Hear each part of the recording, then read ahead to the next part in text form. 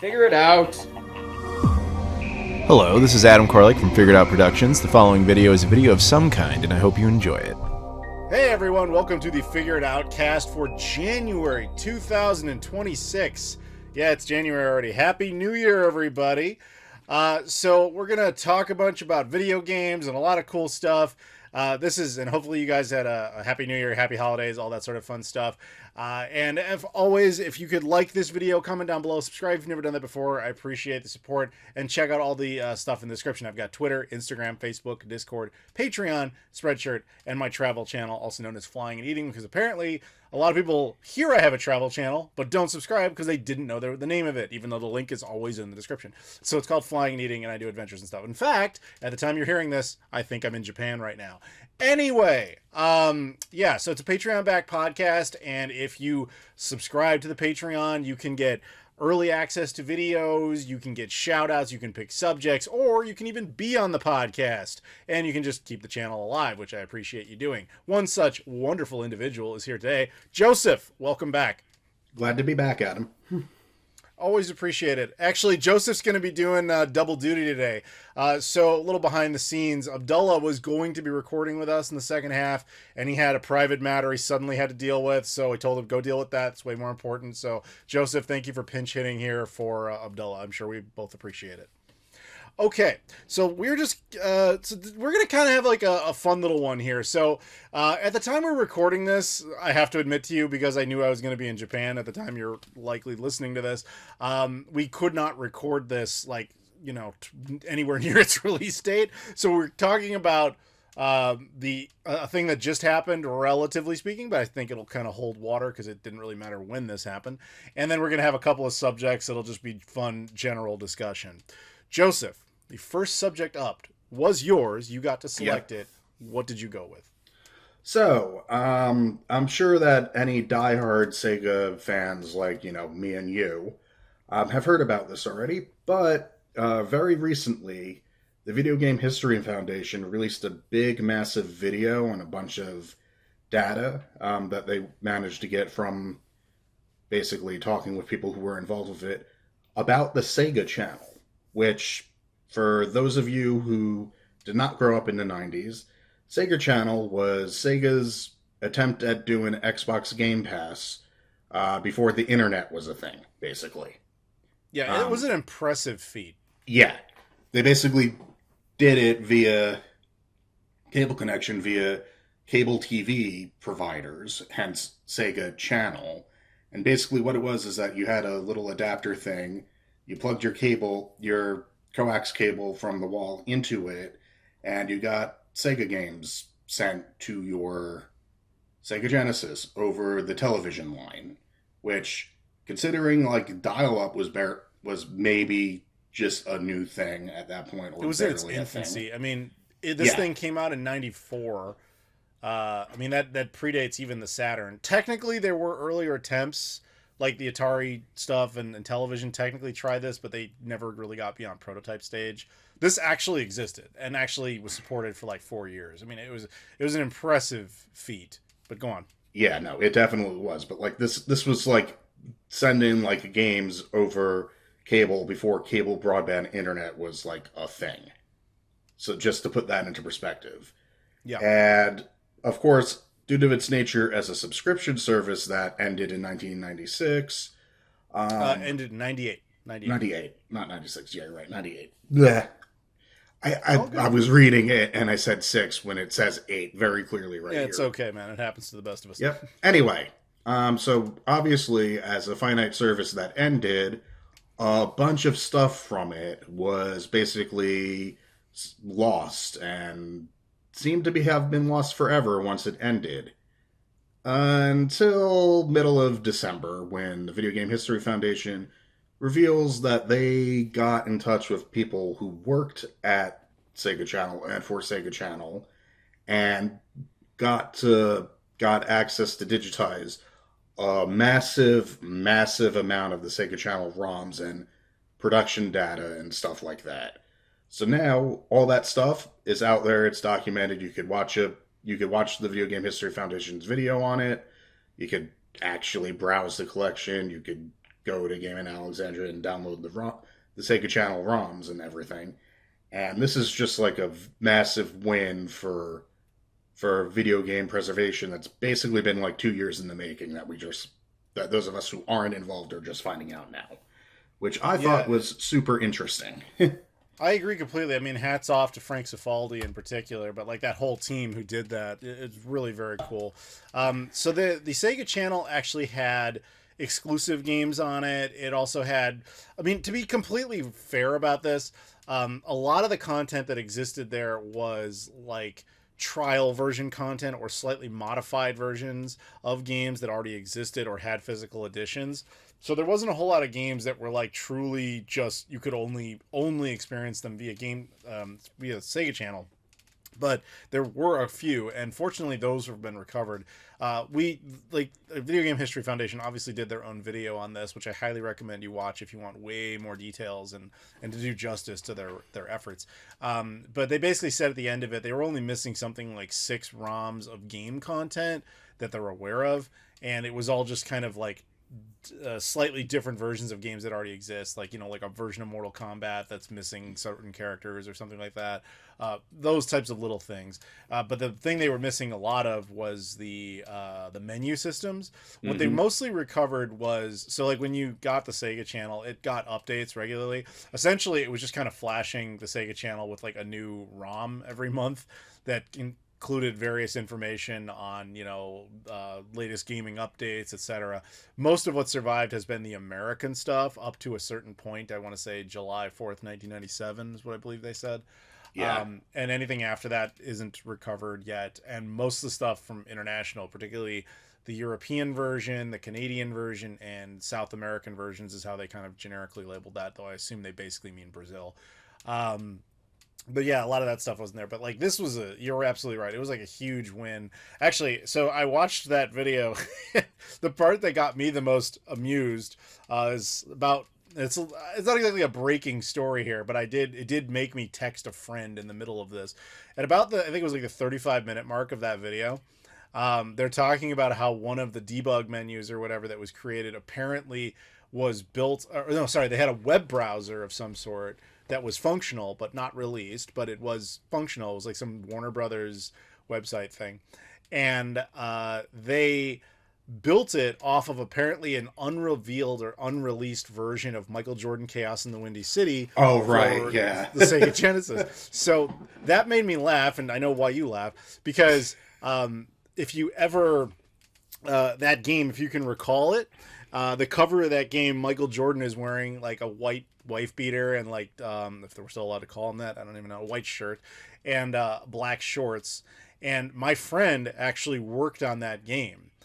He was there for the photo shoot in which those images were taken, and he got to keep the shorts that Michael wore for like 1 hour in that photo shoot. And he actually gave me those shorts. I owned them. I had them framed along with like a copy of the game and some artwork and stuff. And I knew that there had been a Sega Genesis version in production at some point. He had told me that. That wasn't a secret. But it was very funny to find out they built that web browser on the back of a prototype of a game that never came out. So I actually took the video with that time code. I sent it to my friend, and I was like, dude, what the hell? And he was like, what? Like he had never heard of this. That they because he was like, oh man, he's like, I don't still work there obviously, but he's like, I had no idea somebody basically took our cart and was just using it to try, like, so it was actually kind of interesting. That's the little PS to that story, is that was the first time he was hearing that somebody had found some value out of it. Then he just went on to shit talk that game for like 10 minutes, which was pretty funny. He was like, man, our game was shit. I hated it. Like it was like the rental store #1 game, but you know, only because he got rented once and then thrown away. It's like he was just making fun of the game.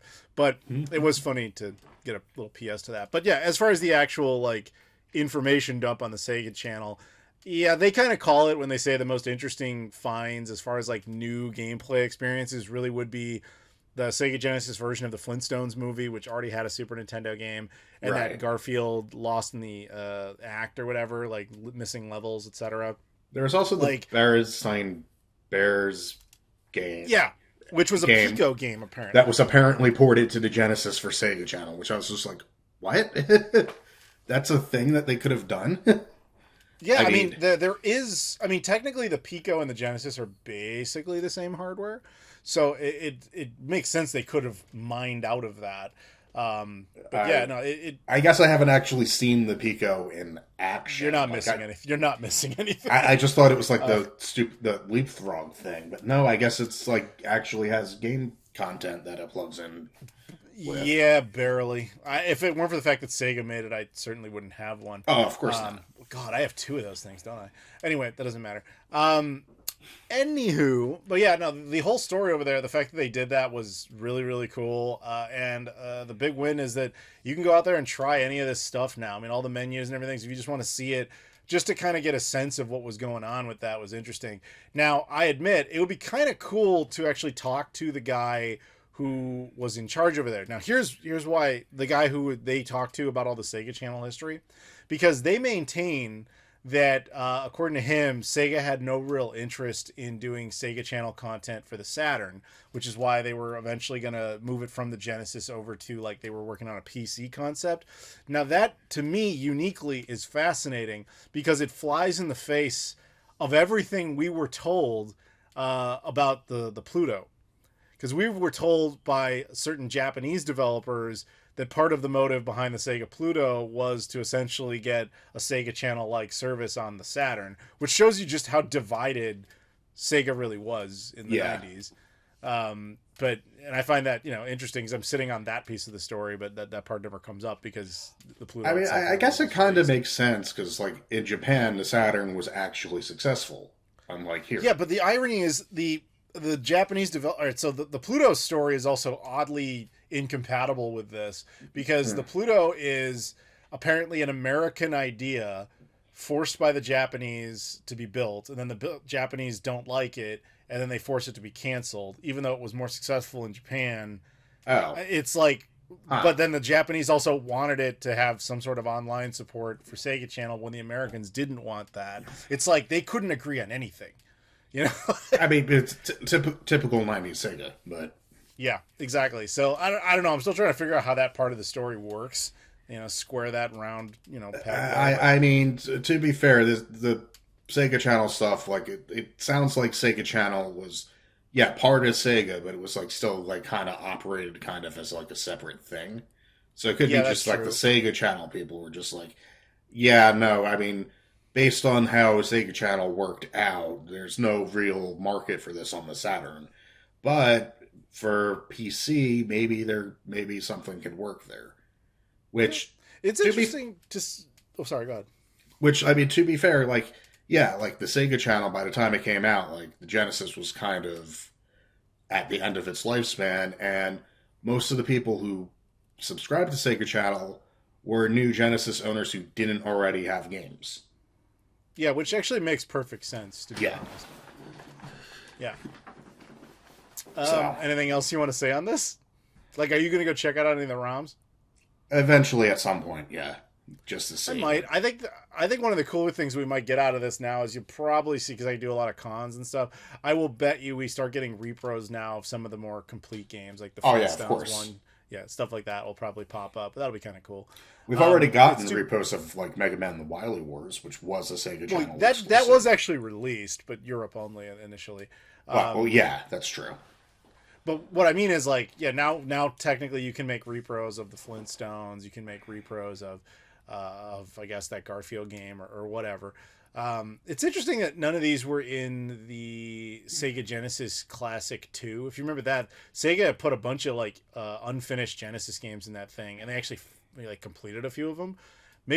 Probably because it was a licensing matter. It's not like Sega owns the Flintstones or Garfield. Yeah, and, like, like, for the Flintstones movie game, there was no reason to go get the license again. It would probably be probably be way too expensive.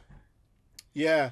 It makes me wonder, though, like, since Sega clearly has a good relationship with Paramount now because of all the Sonic movies, you have to wonder, like, what Paramount IPs are now technically Genesis games somewhere, and if you can do a hand wave on certain things. And if Paramount, which, going back to what we talked about last month, Paramount is still in the game, potentially, at least at the time of our recording, everybody, to acquire Warner Brothers.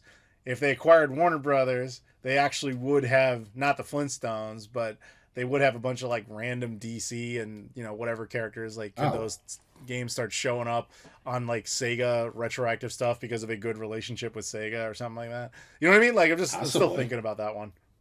Yeah. Anyway, that's just a separate discussion. But we're gonna keep an eye on that Paramount thing. Although again, by the time you guys listen to this, it's possible that's already been settled. We don't really know.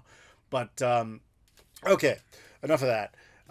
Do you have anything else you want to say on this Sega Channel stuff? Yeah, I mean, not on the Sega Channel stuff specifically, but like just think about it. Like if Michael Shurock, the guy who the Video Game History Foundation like got like most of this stuff from, hadn't been at GDC 2 years ago, or if he didn't go back to talk to them after like seeing himself his photo on like an exhibit they had based on like an edutainment game, or if he just hadn't kept all this shit, this never would have happened. And it's just like amazing, like just how up to chance like preserving any of this stuff could actually be. Bro, as someone who's actually been behind the curtain on a lot of that stuff, it always goes down like that. I know, but it's the Sega Pluto, for example, survived because its owner bought it at a flea market as a child and just forgot to throw it out. He had it since it was a kid. Wow. He bought it when he was like 9 at like a flea market. Yeah. And he actually he told me he went through a big purge phase when he was in high school, and he didn't throw away the Pluto, not because it meant anything to him, but because he forgot it was there. And it just sat in a shoebox, and he just didn't notice it. So that's the only reason it survived. God. So like it could have been destroyed too. The Nintendo PlayStation prototype, the one that Terry Diebel got, it only survived because he didn't choose to throw that box away. He threw it up in his attic and left it there for a decade before his son saw a couple, not just my video, but some other people's videos, and said like, "Oh, maybe this is a thing." Like they told me that to my face. Like they were just like, it's so rare for this stuff to survive, but every time one does, there's always some insane story. Myself, I think I told you this. I got that Heartbeat PGA Golf cartridge, which is technically the single rarest official release for the Genesis. Mine is the third known copy to exist. I found it in a junk bid at a convention and didn't know what it was. And its previous owner didn't know what it was. We both bought it for the same reason. We thought it was a funny, crappy label from like a rental store. And he just gave it to me for free. And after I found out what it was, he and I called him and I was like, we need to talk because we're cool. Everything's cool. But like, that's how it goes. And you don't, the rare stuff always has some sort of insane origin story like that. And it's usually just people meeting people. Like even my buddy a minute ago, the Michael Jordan shorts guy, like he just kept that because he just hadn't gotten around to throwing them away yet. He actually told me, sadly, that he had like a whole like storage unit somewhere in California full of just like old EA crap. And he's like, you ever want to come out here and like go through it? You can. And I was like, absolutely. And I started to figure that out with him. And he was like, yeah, let me go out and check on the unit because I haven't looked at it in years. Someone had apparently like broken in and stolen all of his stuff years ago and he had no idea. Damn it. So yeah, I know, right? So it's like, dude, things happen, and it's, sadness. But it is good that this survived. It's always nice when stuff like this survives. But sadly, for every great story you hear like this, I promise you there's like 50 of just depression that we would cry over if we knew about it. For sure, yeah. Yeah. All right, anything else on the Sega channel? No, I think we covered the important stuff. Anyone who's interested in it can go watch that 50-minute video from the Video Game History Foundation to get a much better overview than we could give. So I completely agree. I don't want to take away from their story. Like that's their story to tell. Go see it. It's excellent information, very well done, and we genuinely appreciate all the efforts over there. Okay, moving on. So our next subject is just going to be kind of a fun one, but it comes with some serious caveats. So everybody just relax. This comes from Akira, who is a Patreon backer who gets to pick a subject. And the subject Akira had was essentially that they wanted us to take all the iterations of PlayStation and rank them from our least favorite to our favorite. Now, what this means is, and this is where we have to start getting into some rules here. We're going to be just talking about the consoles. We're going to talk a little bit about their history or whatever, but personally where I would rank them and where Joseph would rank them. So we'll each, for our purposes, there are essentially 7 consoles. So that would be the PS1, 2, 3, 4, 5, PSP, and PS Vita. So things that would not count would be like the PlayStation Pocket or the Pocket Station that was like a memory card, like a Tamagotchi type deal. The Nintendo PlayStation, as aforementioned, would not count for this purpose. Or like any random Sony branded hardware. Like I think Sony did a version of the CDI technically. That doesn't count. I know Sony did MSX variants. That doesn't count. We're not including things like the PSX, which was a PlayStation 2 with a hard drive in it, because it's ultimately the PlayStation 2 as a console that we are judging. Okay, with that caveat out of the way, a couple other ground rules. Backwards compatibility does not automatically make you superior. We're basically discounting it as a perk. It's a nice feather in the cap of a system, but if we just went by the metric of which one has the best games, the PS3 automatically beats the PS1 and 2 just because it can play their libraries. So we have to discount that, which I think is a fair rule. You have to judge it on the merits of what defined it as that original system. The PS3 in that case technically has an asterisk on that, but we'll get to that. Well, PS2 has the same asterisk because it supports PS1. Well, no, the asterisk on the PS3 is that it doesn't, every version of it doesn't play PS2 games. Well, yes, because they got rid of that PS2 support. My point is backwards compatibility doesn't count. That's all I'm trying to say. Okay. But yes, you are right about that. And lastly, you got to remember, above all else, these are our opinions. This is just for fun. We're not even going to agree with each other, much less agree with all of you. And then at the end of the day, this doesn't really matter. It's just kind of a fun game to play. So I invite you to play along with us. Basically, around now, I want you to pause the podcast, write down your list of those 7 consoles, and just see where you match with us and why. And if you disagree with us, that's fine. You're going to. Mm-hmm. These are just our opinions. We are not saying these are objectively correct. We are not saying that these are the most important or anything like that. We're just saying, hey, in my opinion, I had more fun with this for this reason, blah, blah, blah. Okay. With that all said, Joseph, are you ready? I am. Okay. We're going to start off with number 7 here. Oh, one of the ground rules, by the way, as well, is we obviously don't want to talk about each console's like basic history multiple times. So once we introduce that console, we'll talk about it a little bit. And then the next time you hear it in someone else's list, it's like, and that was mine. This is why, as opposed to the history of the system. Mm-hmm. Cool. All right. Joseph, at number 7, what did you go with? The PS5. All right. Now, what is the PS5 and why does it come at number 7?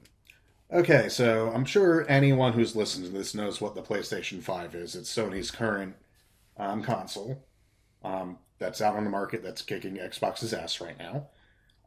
But it's the current gen console. It's like, if obviously on pure power, it's the strongest of the PlayStation systems, but that's not why we give a damn about this list, because that's not fun. But the reason why I have it at 7 is, frankly, just because of how often I play it, by which I mean I went like almost 2 years without turning the damn thing on until Ghost of Yotei came out and I actually had a reason to take it out of its box, which kind of means that I have to put it at number 7 by default, even if once I get to number 6, I will be talking about like how I had to actually fight between the two of them for a bit. But I mean, granted, this is because I have a gaming PC and all the third-party games I want to play, I could, for the most part, I could just play on that. Like, if I didn't have that, I'm sure the PS5 would probably have been higher. It's just that, for me, it's like, it's not interesting. It's basically just a souped-up PS4 that changed the UI for no reason. And, yeah, that'd be like, even when I initially got it, I was like, yeah, the PS4 Pro is pretty good. But yeah, that was my review back in 2020. Yeah. It's the best PS4 I've ever owned. Mm-hmm. Yeah. So, All right. By default, it had to be reasonable here stance. because of that. Yeah. Yeah. That's reasonable. Okay, so my number 7 is actually the PS Vita. And it kind of killed me when I wrote that because the PS Vita is objectively good. Like, don't misunderstand. I'm not saying, oh, it's the worst thing Sony ever made. It more like default ends up here just because its story is over. And I really never had much fun or anything with it. In fact, I didn't get one until only a couple of years ago, and I was gifted one. It was very cool. It came pre-hacked, so I was even able to put like a bunch of games on it and check it out. And I'm like, yeah, these are cool games, but like a lot of them had console versions that I would have rather played on a television. Or superior versions at that. And it's no secret to a lot of people who watch this that like handhelds have just never really been my thing all that much. At least particularly at a certain age. Like when I was a lot younger, yeah, which we'll probably get to later. But the Vita itself was just like, okay, I personally never got a whole lot out of it. And I had the same issues with it that a lot of people did, proprietary memory and all that sort of thing that just kind of killed any sort of interest in getting it when it was relevant. Retroactively, it's a cool device, but the amount of time I've actually put into it or hours sunk into it is admittedly quite limited. And so by default, it goes here is pretty much my answer. So basically the same reason why my PS5 is at list is 7. It's just that effectively by default, it's like we barely use it. Effectively, that is correct. Okay. But Vita was a good system, like I said, and it's not even that old. Although it is the last time that Sony put a really serious portable effort. Although they are kind of trying with that PlayStation Portal thing, but that's more of a PS5 screen. Yeah, that's an accessory. accessory. I think they decoupled it or something now, but I don't really know much about that, to be honest. Because again, I don't really pay much attention to portables. But the thing with the PS Vita is it was its own self-contained entity. It's like they made such a nice piece of tech that I think was a little too complicated for people, and the barrier of entry, financially speaking, the proprietary memory, I swear, if they had never done that, they probably would have done a lot better. Oh yeah, for sure. Like that if they had used a standard memory card or just one with the memory stick, that SD cards, man. If they had just gone with SD cards instead of doing their own stupid Sony proprietary thing. Well, it's not even their own Sony proprietary thing. It was their own PlayStation proprietary thing. Yeah, exactly. Like it's just useless, like to anything that wasn't the Vita. And granted, I know why they did that. It's because the PSP was hacked super easily because they used exactly. Then and it's like, well, okay, but now you've created a thing where people don't want to buy this because you create a memory problem, and people have to buy your really expensive proprietary memory for it to be able to just play the games. Yeah, and it's screw this, because it's like in addition to buying games, you have to buy memory. It's like buying two things. It's constantly. Yeah, that did not help. That was probably the thing that killed the Vita right out of the gate, unfortunately. Exactly my point. Okay, so that's my number 7. Joseph, number 6. What do you got? Okay, so internet, do not kill me. For number 6, my list is the PS4. Wait. Before he does this, I will say, I have access to his list. This is easily his most controversial one. And it's not that controversial, but if you have a stress ball, if you have like a puppy or whatever you need, get it now. Maybe a drink. This is that time. Joseph, go right ahead. For number 6 is the PlayStation 4. Yeah. Why? Okay. What is the PS4 and why? So PlayStation 4 is Sony's 8th gen console. It was their successor to the PS3, and it was them basically after what happened with the PS3 and like the struggle to actually win there. It was them basically winning immediately out of the gate because Xbox screwed up.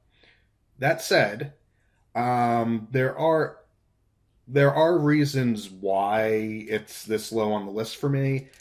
Some of them are just like kind of ideological. Like people joked when the PS3 was like relevant that and the Xbox 360 were relevant, like, oh, you have to install games and oh, you have patches and whatever. These are just crappy PCs.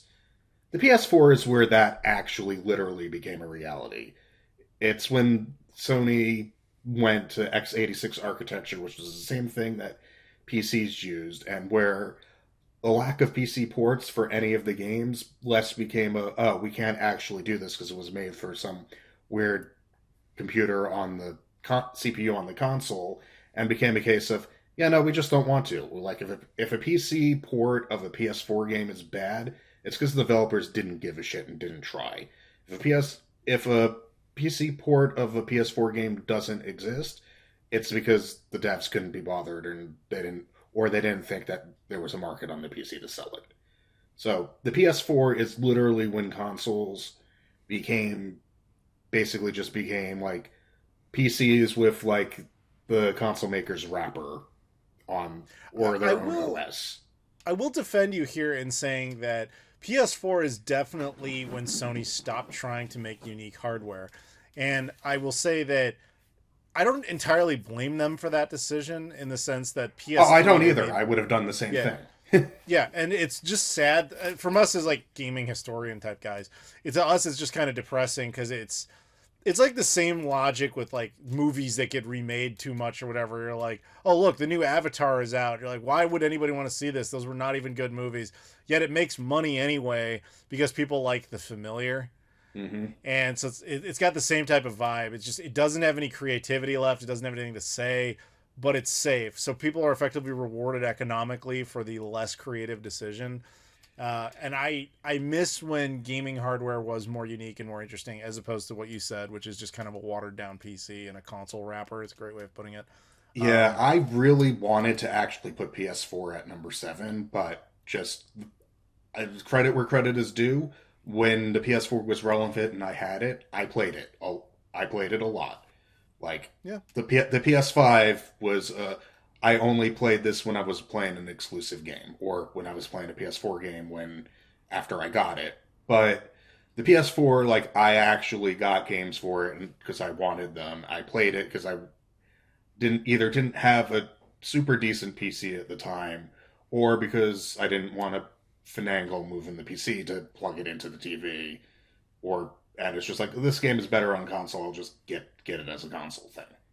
So like I couldn't put it below the PS5 when I actually played it pretty consistently.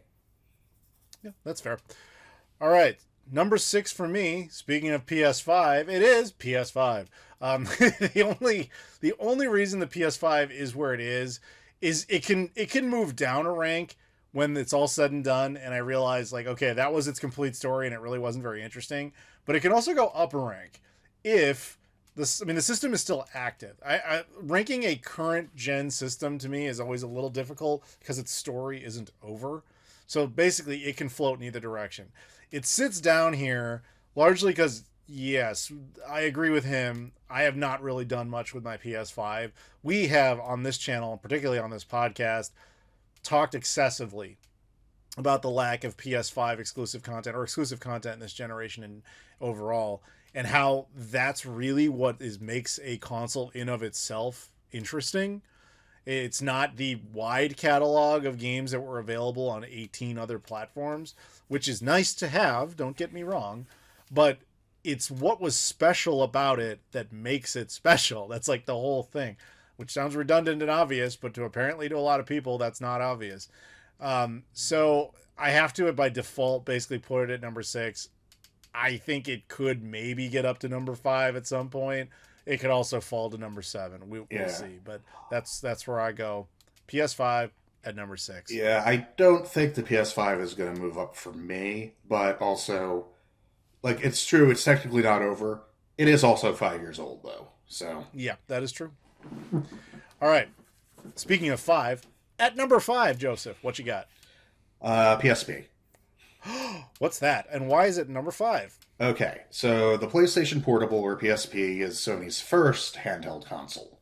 It's the predecessor to the Vita, and it was really the first attempt a company made to make a console game, a portable system that could play console quality, in quotes, games on the go. that's at the time the PSP came out, like the PS2 was at the end of its life, was like kind of at the end of its lifespan. The portables kind of are weird because they kind of straddle between generations. And the PSP was a pretty good system. Yeah. Obviously, like it was one of the first thing. Well, I think this came at the same time as the PS3, so I'll go into it there. But like the games were good. Like it's honestly, the PSP was the first console that I actually bought myself with money I earned from like a job, as opposed to just being like holiday gift money or whatever, or getting it as a gift.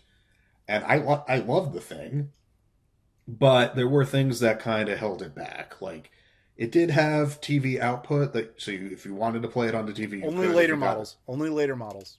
All right, the first model didn't have that. Yep, that is correct. Well, the model I had it, so that's clearly. why. Yeah, clearly. Yeah, but like it could do that, but then like the picture was still like PSP resolution, so like most of your TV was black screen on it, which I mean is better than nothing, and like at least you just needed to buy a cable instead of buying a thing, which is going to get very, very funny once I get to like actually talking about the Vita later. But there were things that held it back. For one thing, like the analog stick was like a nub that like had like a hard plastic thing on, as opposed to like actually like being in an analog stick. And there's also only one of them, so like stuff did not like fully translate. Even though games when they were designed they did take that in mind and did manage it, it was good. But like it was also like missing some buttons compared to like other buttons compared to like a standard PlayStation controller, which really made those PS1 classics that you could play on it like a bit difficult to play because.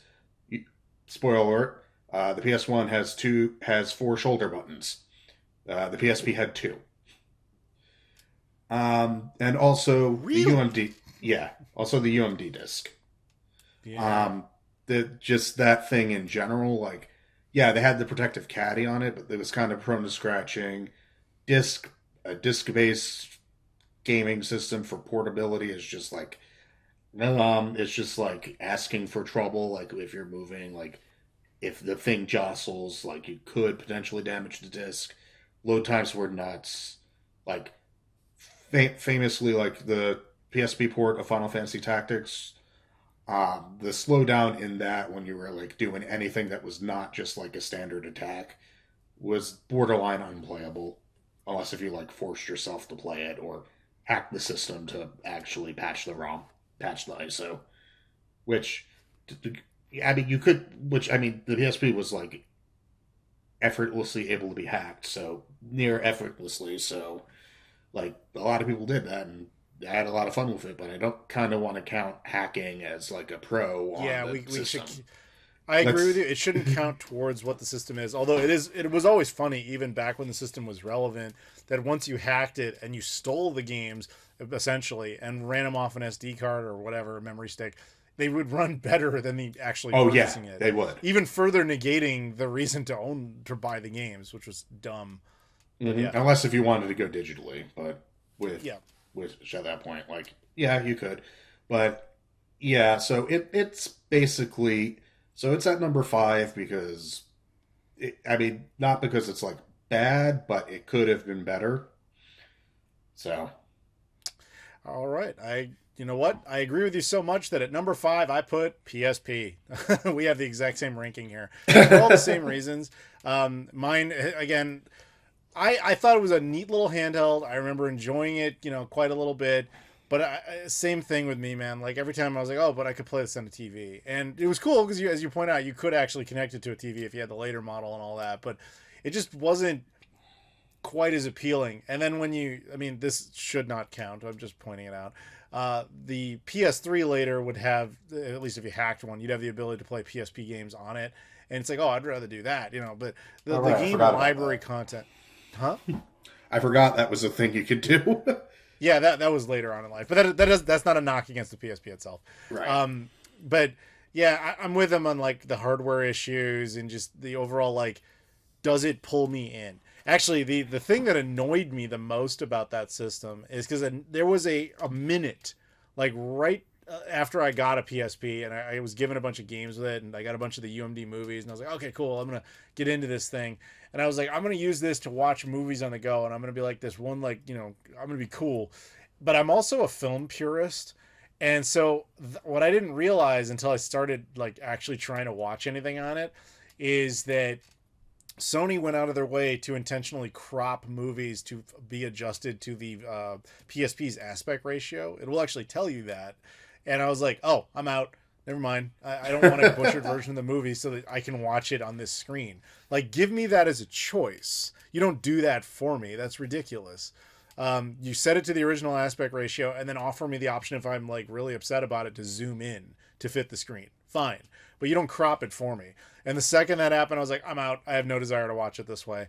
So I didn't even have that advantage with it anymore. So, but that said, I still respect it. But yeah, right. I don't think I got a single UMD movie. I don't know if I have any of them anymore because like it's such a terrible movie format. There are people that collect those. I mean, there's even some exclusive ones around the world, which are like there's a guy in my server. We were in I think it's when we were in Hong Kong. He was looking because apparently there are some Hong Kong exclusive like movies on PSP there. I don't think we found any, but I think he was looking for them. So it's surprising like that is a subgroup. People do collect that. But okay, moving on. Number 4. What have you got? The PlayStation Vita / PlayStation TV. Oh, well, we already know what that is. Why is it there? Actually, you should explain the PlayStation TV, to be fair. Okay, so the PlayStation TV is a repackaged PlayStation Vita without like the touchscreens or the screen that you hook up to your TV and you can play Vita games on the TV.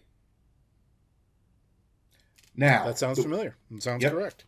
Yep. Now, the reason why PlayStation Vita is number 4 is, frankly, it did the handheld thing better than the PSP did.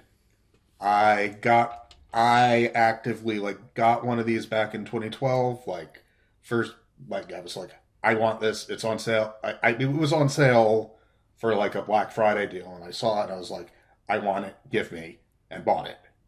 And I played. Best Buy sold them for like $20. Hmm? Was that when Best Buy sold the TVs for like $20? No, this is specifically the Vita. No, the Vita TV. That's what I mean. Oh, you mean the actual portable version? The portable one. I thought we were talking like about the first year it came out. Got it. Okay, never mind. Go ahead. Sorry. Yeah. So I got it. I enjoyed the hell out of it. I played it a lot, and when the PlayStation TV came out, I was like, you know what? I'm going to get one of those. I bought that like week it came out. Got it, hooked it up, played stuff on that too, and it was my first taste of like really having a console game system that I could then take on the go. So it was basically I was doing the Switch thing before the Switch was a thing. That said, obviously I had to buy a completely separate version of the system for it, as opposed to just having like an output thing, which kind of sucked. But I mean, it was still at least you had the output thing. My PSP didn't even have that. Well, yeah, but yeah, I'm just joking. Which is also weird. But like the PlayStation, like the PS Vita, like I would like go somewhere, I would bring the Vita with me, I would play the games. I would transfer the data over to the PSCV and continue playing the game there. And it was fun. I loved it. It was great. Unfortunately, I can't put it any higher because it's still the PlayStation Vita. It still had the problems of the PlayStation Vita that we went into when you talked about it, like proprietary memory. And then some, because the PS Vita TV could only support like half the library. Well, yes. I mean, that's why I put the Vita and the Vita TV on the same thing. Well, yeah, they're the same, effectively the same console. They're the same console. Yeah, that is true. The Vita TV, for whatever reason, had like a bunch of the games not able to actually be played, so it wasn't quite. From what I understand, it had something to do with the touchscreen requirement, and there was really no way to replicate that with a PS4 controller. That's true. Like the emulation of like the touchscreen with that was kind of spotty, but still, I mean, it was still a fun system while it was relevant, and I liked it. And I liked it enough to put it as number 4, right in the middle. Perfect. Number 4 for me, perfectly, I guess, the PS4. So PS4, like, as much as we were kind of dogging it for different reasons earlier, I still objectively did spend a ton of time playing that console. I remember initially being in love with it when the Xbox One was just a pile of junk in its first year or two, and just being like, yeah, I'm all team PS4. And then I have to ultimately remember that, and I have to give credit, the PS4 played a key role in the existence of the continuation of the Shenmue franchise, and that alone gives it like much higher up for me, because Shenmue 3 obviously came out on that thing. But ultimately, it sits where it sits because, well, frankly, its three predecessors were far superior consoles. But we'll get to those later, and I'm sure you guys can conclude which they were. But yeah, the PS4 to me is a perfect middle of the road system, and I mean it literally is in this case. And I still had good times with it, but it doesn't get much better than the 3 things that went in front of it, which for sure I conclude. Yeah, so there's no real need to further on the number 4. But here's where we're gonna get divisive, because you and I do not agree on any of the remaining 3. And this will be interesting. So, at number 3, what have you got? I have the PlayStation 3. All right. Now, what is the PS3 and why is it number 3? Okay, so 7th generation Sony console. This is the thing. This was the system where Sony kind of, well, I don't want to say they screwed up because they eventually turned it around, but initially on launch, this is the first like system that they sold that was like $600, and spoiler alert, most people didn't buy it at $600. Oh, the best part is they were selling it at a massive loss. Also that, yeah. Like, it cost them nearly $900 to build each one of those. And they were selling it at $600, thinking, oh, no, that's good. You'll like that. Without understanding that there is just a certain tolerance on a piece of paper. Like, the number can't be that big, regardless of the power of the dollar or not. But I'm sure we'll learn more about that as the next generation comes up. But anyway, go on. Mm-hmm. Yep. So, So for the PS3, like a 7th generation modern game system type deal at the time. So, I mean, don't get me wrong, it was a great system. I mean, obviously it's a great system. It's my number 3. But at the same time, like obviously the other ones were just kind of like better for when they launched. And they weren't Sony like finally screwing up either. Because people might not necessarily remember this or might not have been old enough to realize this, but the PS3 was like when Sony like screwed up hard in that initial launch. Supposedly they screwed up hard, and sadly, the things that they screwed up as far as like making them like a competitive console are the parts that make the PS3 good. Like, oh yeah, for sure. Having all that stuff. Yeah, the cell processor is pretty neat if you know how to actually use the damn thing. It had a shit ton of ports everywhere where it didn't necessarily need them. You didn't need to have like literally every single portable memory known to man available. Dude, ports on that thing. I remember saying that back in my like PS3 recap video, which was like 12 years ago. Mm-hmm. I was like, the fact that they put a CF card reader on there was insane. Because I was like, what the hell is a CF card? Here's the thing. I said this then, and I'm saying it again now. A CF card, the only context I have ever seen anybody use one of those, like on the regular, was back when I was in film school. For some reason, film editing stations, they loved CF cards, like, 15 years ago. At least when I was doing all this. But I have never in any other context seen anybody use a CF card. But basically, it's like an SD card, but bulkier and supported less storage. But they put it on there, which was insane. Hilariously, I don't know if I ever told this story. I want to talk about it now because I don't know when else we would. There was a time when I was back in film school where I some project file was given to me on a CF card, and I was supposed to transfer the file to my computer, and I was like, wait, I actually have nothing that can read a CF card, and this project's like due tomorrow. What the hell am I going to do? Then I realized the PS3 Fat model had a CF card slot on it, and of course it had USB ports, or I don't know if it was using the memory stick, but basically it had other options, and I could use it as a data transfer center to get the one file off the CF card onto another medium. So then once I got on the other medium, I could take that to my PC. That was the only use I ever got out of that port, ever. Wow. But it saved my ass on an assignment. Nice. Yeah. Anyway, sorry. Anyway, back to the PS3. But the PS3 had some amazing games that I loved playing. Like, it had the first two Infamous games, which were pretty awesome. I love those games. And now that I'm saying that, I'm blanking on a lot of the other stuff that wasn't like multi-release, but obviously, because I didn't really like Metal Gear Solid 4 when it came out, but I had it. The Resistance trilogy was a big deal. I never actually played that, but yeah, there were definitely it was other their good version games. of Halo against aliens and stuff. Right. PS Halo, yeah. Right. God, wow. Obviously they had the Little Big Planet games. Those blew up. Yep. But there was a lot of collections, though I don't know if those really count, but they're kind of nice. Not really, but those are nice to have. But like a lot of Ratchet and Clank. True. Yeah. Like the PS3 was the first 7th generation system I got. And the only reason I got a 360 was because a lot of my friends had it, and it's a lot easier to play with them if we had that instead of hoping that they'd get a PS3 at some point. But and as the PS3, I know that we said that the backwards compatibility doesn't count, but it had perfect backwards compatibility with initially with the PS2 and the PS1. And that's a feather in its cap, but it can't really adjust your ranking.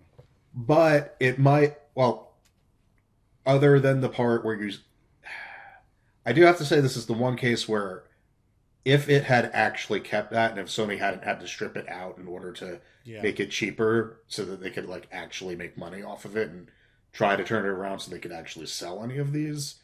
Like, if all the PS3s had that same PS2 and PS1 backwards compatibility that it had at launch. They all have PS1 support. That's all there. That's true, but the PS2 is the big one. PS2 is not. You are correct. Yeah. If all the PS3s had that, I might have been able to push it up to 1. But dude, if every this is a side point because we agree backwards compatibility shouldn't count. But yeah, dude, if every PS3 supported PS2 games, like, you would not see the constant complaining we do on the internet about people wanting PS2 with better video quality. Like, because the PS3 solved that problem in 2006. It's just that they got rid of the solution by 2007. And so it's like, so you have to get one of those early ass models that are the most poorly built ones. Yeah. But the video quality is much superior. I had one of them, and at some point I sold it because it was starting to run into issues. Like, I should get rid of this and get a new PS3 while I still can. And then I got a PS2 again, so it was like, well, now I don't have to worry about it. But at the same time, it's like, if all of them had kept that backwards compatibility, I probably would have put it at 1, even though the backwards compatibility doesn't really count. The fact that Sony ended up taking that PS2 backwards compatibility away in later models, as well as the whole Linux thing, which the other OS feature, which was actually used to market the PS3 a bit. They got sued over that and lost. Yeah, they did. The fact that major features like that were stripped out of the models that most people have is why it's this low. That's completely reasonable. All right, so then I'll do my number 3, which is not the same. Although I will admit, you ask me tomorrow, my list might be slightly different because this was the hardest decision, was what to put at number 3. I'm going with the PlayStation 2. The PlayStation 2 is a legendary console. There's no dispute about that. And I have maintained that that might be why the 6th generation of game consoles is the best generation ever produced, because with the exception of the new one, all that's 5 consoles, including the new one. But without it, you have 4 consoles: Dreamcast, GameCube, Xbox, PS2. And when, in my opinion, the PS2 falls in 4th place out of those, that is like by far the greatest generation in gaming history. And the only reason I really have to rank it where I do, as far as you can debate however you want on my opinion on the 6th generation, but as far as the PlayStation list, is it falls behind because of a lack of foresight into future proofing, namely in the video quality department. Like, when it comes to the games, we all know the games on the PlayStation 2 are phenomenal, but they usually, if they had a GameCube or Xbox version, I promise you those versions were almost always better. There are a couple of exceptions, admittedly, but usually those versions of the games were better. And Sony's policies during that generation of intentionally trying to make the PS2 a little more complicated so that developers wouldn't have resources to port their games, which was a policy they extended into the PS3, which actually really hurt them, by the way. Yeah. Yeah, but with the PS2 it worked. It was, to me, a little fascistic. I mean, it's not any worse than Nintendo doing the same kind of crap with the NES back in the 80s. But anyway, so to me, those type of outliers do kind of hurt it. But when you sit there and you actually look at the catalog of titles and just the fun experiences, I have a million wonderful memories of playing that particular game console. Obviously, I love what it did for the DVD revolution, because like VHS needed to die. I completely respect that type of thing. So yeah, but to me, it barely eked out to be number 3. Like, this easily could have been my number 2 decision, and maybe tomorrow it would be, but today I put it here for that reason. And still, my goat on that system is Twisted Metal Black. I do want to point out about the video future proofing, though. I had actually a kind of an interesting debate with a guy maybe like a month ago in the YouTube comments who got really upset with me for saying that Sony should have expected to have put better video quality in the system, saying that there's no way developers could have known that when they were making the system. And I was like, then how is it that all the contemporary rivals knew that, and all the systems, with maybe the exception of the N64, knew that all the way back to like the 1980s? You know, like the Sega Master System, released in 1985, effectively, has a cleaner picture signal on modern televisions than the PlayStation 2 does. So to say that it's ridiculous to think that they could have planned around that is absurd. The guy was also making inaccurate points about how developers programmed on composite to CRTs. I'm like, actually, no, they used component into PVMs, such is not the same thing. But anyway, that's a whole different matter. Yeah, point is, especially in PS2, they would not have been designing for composite at that point. Yeah, exactly. So my point is that the argument was, to me, silly. But yeah, the PS2, a beloved system that is sadly trapped in bad video quality territory like forever. Unless you, again, we talked about using a PS3, or I've reviewed this too, the RetroGem, the HDMI modification solution for the PS2 is wonderful. It definitely helps that thing out. But there were just, like I said, there were just so many poor decisions in future proofing on that system that it's kind of hard to revisit, as opposed to the others on this list, which don't suffer. Even the one older than it does not suffer this problem. But that's a different matter. But that said, still a great system. And it kind of kills me to put it here because it easily could have come in number 2. Okay, but speaking of number 2, Joseph, what is yours? The original PlayStation. Really? Okay. Yes. Why? What is the original PlayStation? Why is it at number 2? The PlayStation is Sony's first console that they continued to make after Nintendo did what they needed to do with their contract with Sony for the Nintendo PlayStation when that exploded in their face. And yeah, so they iterated on what they had, made a next gen system, CD based. They went and decided to make it a 3D based system instead of a 2D system, like what common wisdom was at the time, and it paid off immensely. And obviously, like, the PlayStation was a game changer as far as things went, because it was like the first time where a company that wasn't a game company like jumped into the game console space and actually won, and won by a significant amount, at least in the US. And two, like a bunch of the games on it were great. Like it being on CDs meant that developers had a lot more space to work with than what they were used to, and they could finally like move and do certain things that they couldn't have done back on cartridges. And games started to change then, though, like we would never have gotten Final Fantasy VII the way it was if the PlayStation did not exist.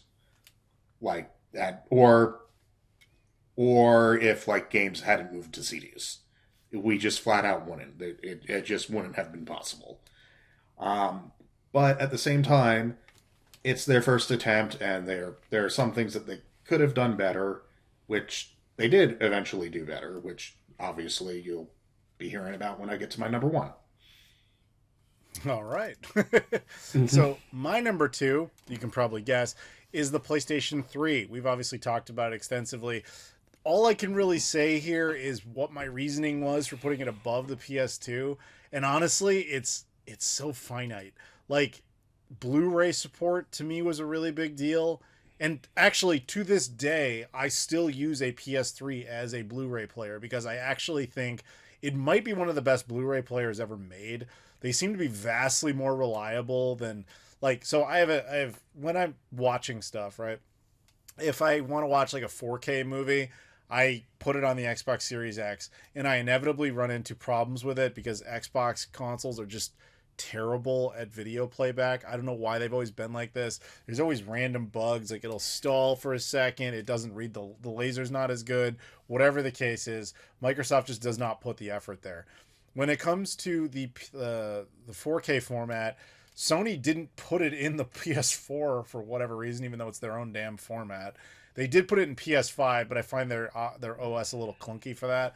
But when it comes to DVDs and with Blu-rays, the PS3 was like tailor-made specifically for Blu-rays because obviously they pushed the format with it, and they also, massively were behind DVD. So they did a really good job of having a nice OS that was really reliable. Like often I will run into movies or discs that maybe have a read issue on something. I put it in a PS3 and it reads it fine. It's like, I don't know what they did. They just did magical things over there with that format. Obviously it doesn't support 4Ks, and the fact that even to this day, Sony still updates the PS3 just for Blu-ray codecs and keys is kind of cool.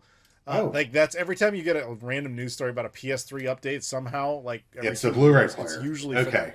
It's usually that just a Blu-ray player they're keeping up to date, which is pretty damn awesome, to be honest. The only flaw in it in that regard is that they never made it region free, and they never allowed it to do PAL support. Like if you take a PAL DVD and strip out the region coding and stick it in an Xbox, the Xbox will notice the difference in the refresh rate 50 to 60 hertz, and it will adjust for it and play it. PS3 will not. I've never figured out why, but they just don't allow it. But aside from that, which is just a small thing, I love that feature. I was literally watching this morning, I was actually watching Cheers on Blu-ray on my PS3, or one of them, and it's just a great way to go.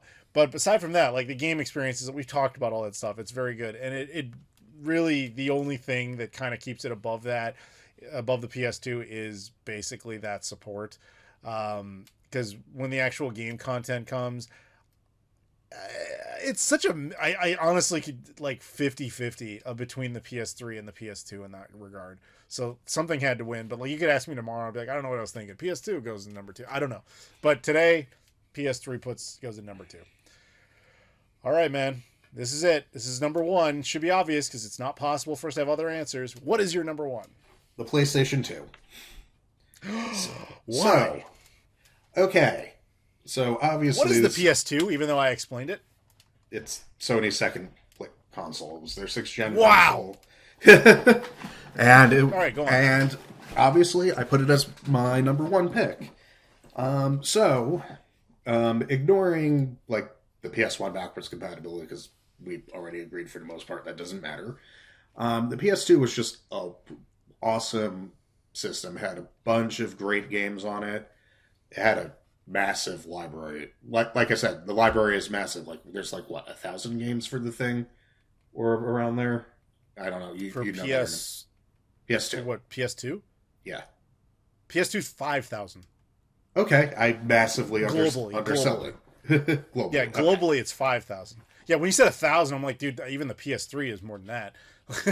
Okay, well, that just shows like how tuned in I am to how many games actually exist. But One holy of the crap. advantages of being a nutty super collector. Go on. Yeah. But the main reason this is at number one, frankly, is because the PS2 in the sixth generation is kind of when gaming started to make the massive change to its current modern form. Like, yeah, obviously the PS3 is where we got like patches and DLC. But if you go back and look at most games before the PS2, and you look at a lot of games after the PS2 that aren't like specifically retro throwbacks, gaming is just completely different. And the PS2 is like the mixture of where that shift started to happen. And Yeah. that's basically the main reason why I put it at number one. Like when I was ranking these, I didn't really factor in like DVD or Blu-ray playback or anything like that. No, that's fine. It's what mattered to you. Yeah. But like just looking back at it, it's like, yeah, this is when gaming started to like actually take the modern form it is of like a serious like entertainment medium. Like obviously, like there were games before that were great. Like like Final Fantasy VII is like the first time I realized that A, games could be art, and B, I mean I didn't really realize that at the time, but that was looking back on it, like that's kind of where my brain was. But at the time, that Final Fantasy VII was the game that made me realize that, oh, I'm never going to grow out of this stuff. And then, but the PS2 is when it started being like, games started to really start to push things and started to like change into being like a more how they are now. You mean it was taken more seriously as an entertainment form rather than kids' entertainment? Yes. Yeah, I completely understand that argument. Like, well, this is the thing that brought like GTA into like the actual like form it's in now. Like we started to actually get like game cutscenes that were like cinematics instead of like, besides like the FMVs, like actual in-engine cutscenes, like for the majority of the game, as like using cinematic camera angles and like trying to do more than just like be two people just standing there and dialogue going around and stuff like that. So yeah, that's completely fair. Which yeah, I mean, and obviously like that's more of generation of whole than the PS2 specifically, but this is the Sony list. So it is the Sony list. All right, now that's a completely fair take. My number one, which you've no doubt concluded from process of elimination, and I want to add to this because I think it's a nice little lead in. Part of what I should have mentioned with the PS3 is what he said towards the end of it.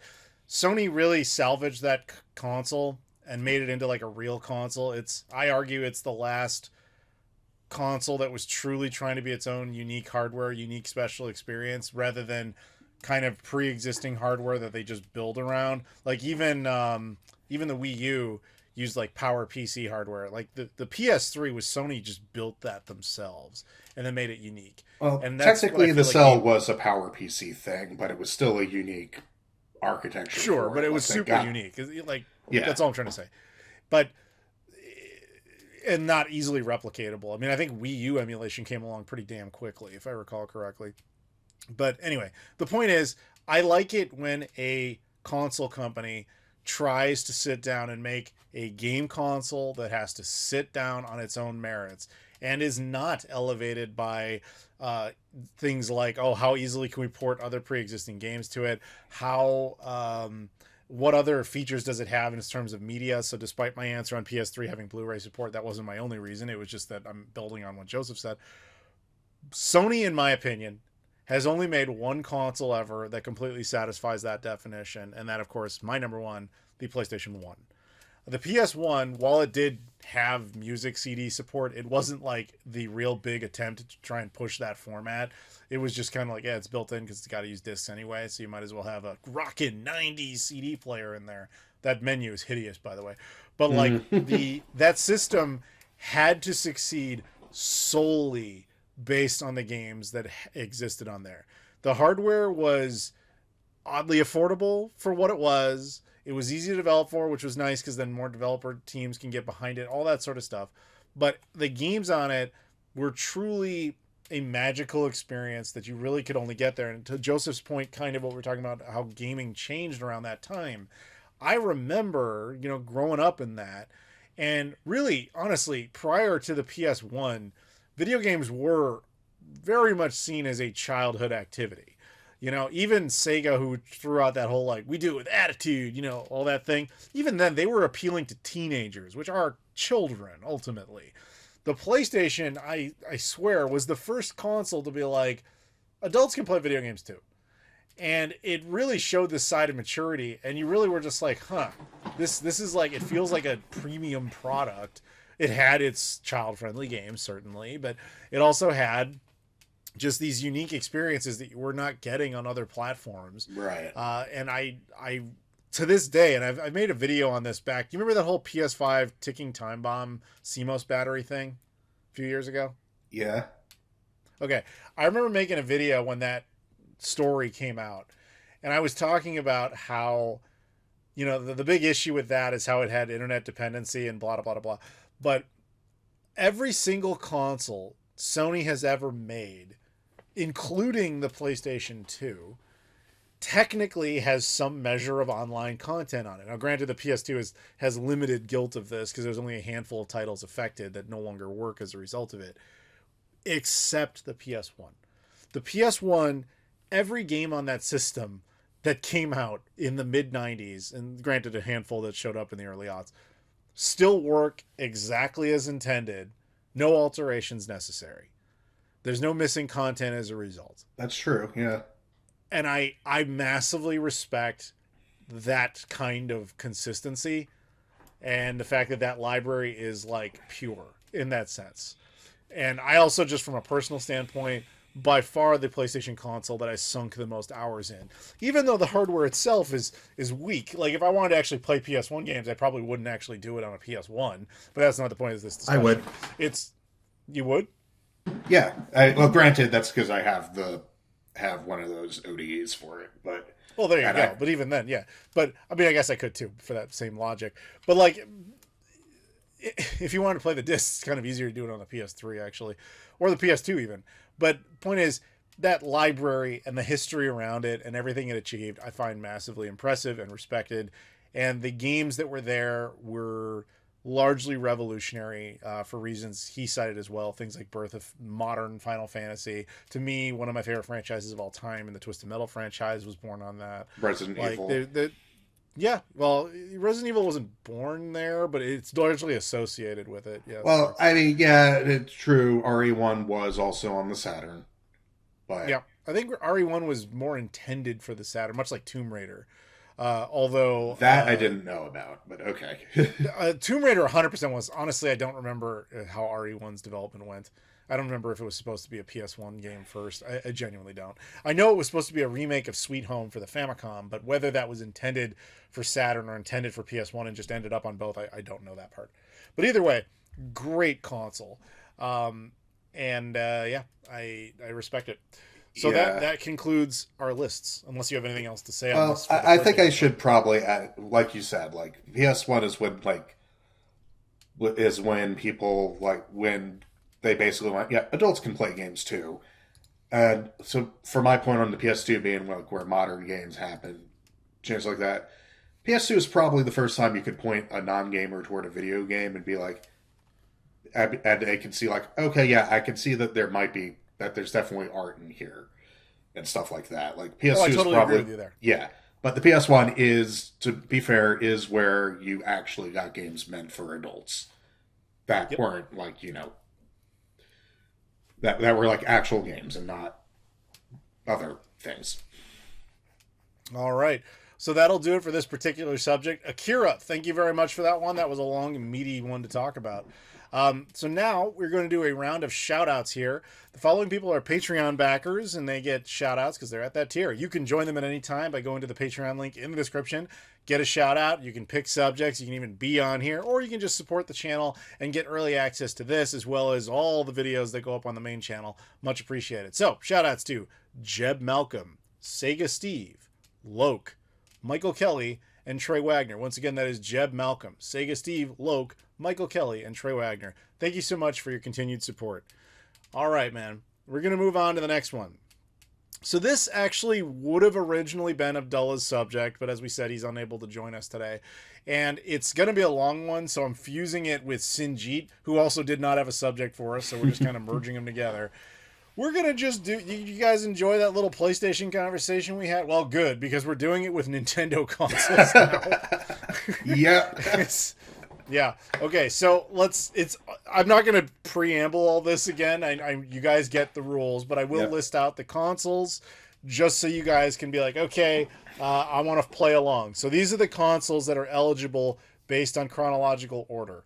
The TV Game 6, also known as the TV Color Game or TV Game 15. If you've never heard of that, I don't blame you, but it does exist. It's basically a Pong clone that Nintendo put out in Japan only, but it counts due to reasons. Anyway, so that, then there's the NES/Famicom. By the way, this is also where add-ons would be. So the Famicom Disk System, if for some reason you're a super fan of just that, it falls under NES. So Super Nintendo, which would also include, of course, the Super Famicom, and the Super Famicom Satellaview add-on goes there. N64, as well as N64 Disk Drive System, goes there. GameCube. Now, I thought about this long and hard. Game Boy Player does not count because it's its own separate platform. It's unlike the 64DD where the 64 was essential. You obviously did not require a GameCube to play Game Boy Advance games or Game Boy Color or Game Boy games. So it's just a bonus. You can call it it's kind of like backwards compatibility. Nice feather in the cap. The Game Boy Player is a GBA. Yeah, exactly. So it's its own separate thing. It's a feather in the cap for the GameCube, but you can't automatically outrank the GameCube above all Game Boy hardware just because they can play it, though. That doesn't work. Okay. Then we have the Wii, which by the same logic cannot include GameCube support within the system as one of your reasons for it. Wii U can't include Wii support for the same exact reason. Switch 2, which can't use Switch backwards compatibility, which really hurts that one. Then you got Game Boy, Game Boy Color, Game Boy Advance, all again the same argument, DS, 3DS, and Virtual Boy. So you should have a total of 15 consoles here. So we're not including things like the Game & Watch or those random like Pokemon minis or any of that stuff. 15. Once again, really quickly, TV Game 6, NES, SNES, N64, GameCube, Wii, Wii U, Switch, Switch 2, Game Boy, Game Boy Color, Game Boy Advance, DS, 3DS, Virtual Boy. That is your whole list. All right. Hopefully you've paused. You figured out yours. Let's play along. Joseph, at number 15, what have you got? The Color TV Game 6 / Color TV Game 15. Oh, really? I'm shocked. What was that, and why is it at number 15? It's Nintendo's like first home console, I think, and it's at number 15 because it's a Pong. It's a Pong machine. Like TV Game 6 ways to play Pong. TV Game 15 ways to play Pong or Light Paddle or whatever the hell they called it because they didn't call it Pong because they didn't want to license the name Pong, but it was Pong. Yep. Well. that's about all there is to say on that one. And not shockingly, I come in number 15 with TV Game 6. I think we're going to agree on that. I don't think there's too many people who are going to challenge that one. It's only on the list due to a matter of technicality because they did technically make a first generation game console. And if they hadn't made that, none of the rest of the stuff might be here, but yeah, that's about its major contribution because that's what technically got Nintendo into gaming. It's worth having as a historic piece if you're big into Nintendo, but I can guarantee you will not get any entertainment value out of that if you can even get one running on a modern television, which you probably can't anyway. So whatever, there it is. We talked about it. Number 14, what have you got? This is where I put the Virtual Boy. Oof. All right, go on. So the Virtual Boy, for people who somehow don't know and yet are somehow listening to this channel, was supposed to be a Game Boy successor and was supposedly portable, but it was not. Basically, it's a thing that has its stand that you stick your head in, and you can play games in monochrome, red and black. And it supposedly did 3D like images, so there were like 2 lenses and whatever in the game, so it had 3D depth, but they were like, the best game on it, well, one of the best games on it that I played anyway, at least a little bit, was Wario Land, was like the Wario Land game for it. And that's just a 2D side scroller with like, you could go into the background and stuff like that. And this is mostly here because of the fact that, well, it was kind of crap as far as like an actual consumer product goes. And famously, there's like a story going around. I don't remember the source on this, so I don't know how accurate it is. That apparently, like when the prototype was like shown to like Nintendo executives as like a proof of concept type deal, they eventually was like, yeah, no, that's good. Let's put it out. Like, so it's not even a finished thing. It just got like released as it was for whatever reason and got dumped within like a year, if that. It's kind of hard to argue with that. I don't agree with your number 14, but I can't really say you're wrong about anything you actually said. Well, I mean, this is an opinion list after all. Of course, and we have to remind everybody of that. We are not saying this is the definitive all time. We don't even agree with each other, and that's fine. We're not mad at each other about it. No, it's more interesting. What did you have fun with or not? Yeah. Like I mean, Virtual Boy being my number 14 didn't stop me from immediately buying one when I found one in a retro game store. Exactly. Hell, I have a TV Game 6. Do you think that stopped me? Never. I'll get it. I don't even have a TV Game 15. I better go find it. That's important. But anyway, so whatever. I mean, you're going back to Japan, so go find By one. the time you see this, I'm already there, so yay. Maybe I found one. Who knows? But anyway, okay. Yeah, number 14 for me, probably not a shock if you've ever watched my content, the Nintendo Wii. I hate this fucking thing. I still hate this fucking thing. I think this is the worst fucking thing that Nintendo ever made, other than TV Game 6, I guess. But, like, so, the Wii, to me, like, I can never really forgive it. This is the system that made Nintendo stop trying to compete directly head-to-head technologically. Now, I will admit, with the hindsight of nearly 20 years benefit there, I will admit they may have made the right choice in that regard because they're having a slight advantage, technologically speaking, in a chip shortage era. Although, granted, by the time you guys are watching this may be very old news. Nintendo's stock largely collapsed the other day, mostly due to the fact that there's a RAM shortage, and they're getting hit real hard because their entire industry bases on it. So even when you have underpowered hardware, that doesn't necessarily you still need RAM. Yes, exactly. So it doesn't even really help them there. I hate this console largely down to its idiotic controller.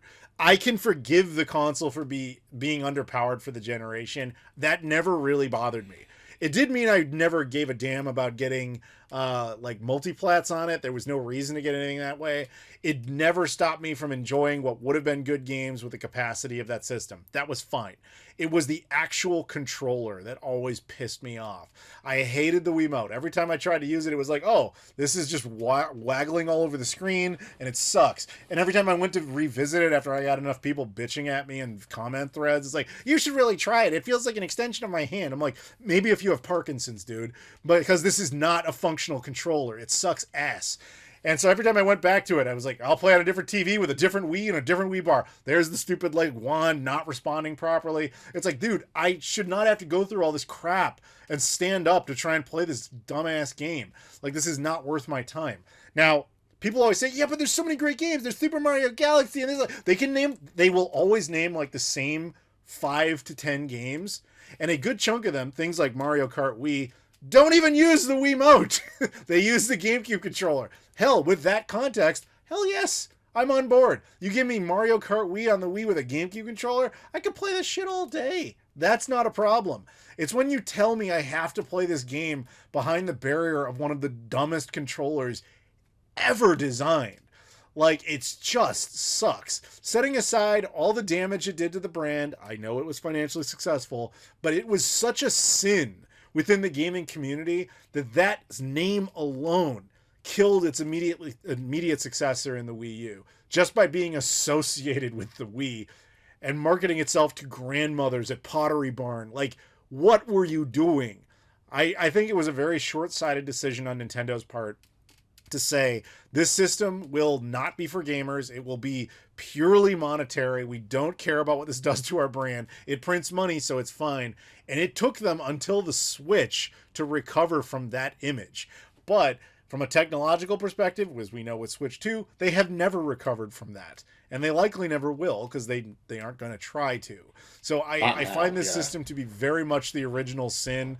And again, the games, I am very glad that a lot of the better ones are not permanently locked to this system. Things like the Super Mario Galaxy games are finally freed from it. They have Switch iterations. Obviously, there were GameCube versions of some of those Zelda games, etc. And it's nice that some of those... Skyward Sword's on Switch now with a decent control scheme, apparently. So I haven't actually gotten around to playing it, but yeah. And I'll tell you right now, everybody, if the whole Wii Motion thing was actually a superior way of playing stuff, that logic would have continued. Like, yeah, the Wii U had it, but they dropped it pretty quick because people hated it. Switch had like a token attempt at it by having the Joy-Cons be, something you could waggle. No one wants to play a game that way. And as a result, the Wii library is... What? I'm pretty certain the Switch only has those motion controls, just in case they wanted to keep those control schemes alive for any Wii ports they wanted to do. I completely agree with you. And look how few people gave a crap or used it. That's exactly what I'm saying. Like that pile of shit really ruined all our lives for quite a few years. It's the same reason we had to deal with the PlayStation Motion. It's why we had to deal with the Kinect. It's why we had to deal with a million Chinese clones of like the VII, garbage like that we had to endure was because of this pile of fuck console that has sadly shares the name Nintendo on it. I hate it. I loathe it. That said, Mario Kart Wii alone does put it above the TV Game 6 in my opinion. I see. Well, the claws have come out. Okay, all right. What have you got at number 13? I have the Game Boy Color. All right, go on. Why is it there? What is it? Okay, so the Game Boy Color was, quote, the Game Boy successor, end quote. Basically, it's the Game Boy with like the original Game Boy with a beefier processor, maybe more RAM or something, and the ability to play games in color. But I'll be honest, after the Virtual Boy, like, as far as I'm concerned, all of these are good consoles. It's just that the Game Boy Color is here because the Game Boy Color literally only exists because they couldn't get the Game Boy Advance out, and they needed something a little bit more beefier for some of the games that they wanted to bring out. Pokemon, basically. Basically, yeah. Like, if Pokemon hadn't been a thing with the Game Boy, they wouldn't have bothered until the GBA. I actually agree. That's not where I rank it, but I do agree with your logic. Like, the Game Boy Color exists solely because of Pokemon.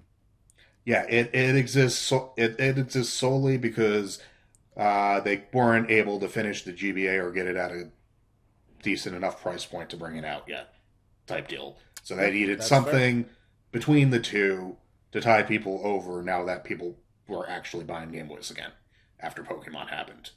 So yeah, that's like a weird little footnote in Game Boy history because people forget that system launched in like 1989, but it didn't see massive success until like the late 90s or mid 90s because of Pokemon. But by then, even when it came out, it was by design with their technology, I think was the quote. Yeah. So when they really wanted to push stuff, they're like, dude, we really just can't. You have to make a successor. And they're like, well, we're a few years away from that. Hence Game Boy Color as this like half step to just kind of keep the market alive and buy them some time and make more robust Pokemon games. So I completely see where you're coming from on that one. Yeah. So like the fact that it's basically just a stopgap is why it's at 13. But that's fair. The fact that it's not garbage is why it's above the Virtual Boy. So that's fair. That is fair. Okay, so at number 13 for me, maybe my most controversial one, Switch 2. Now, the only reason that this sits here at number 13 out of 15 is not actually that the Switch 2 is garbage. It's because it's been nearly a year. I have one game for it.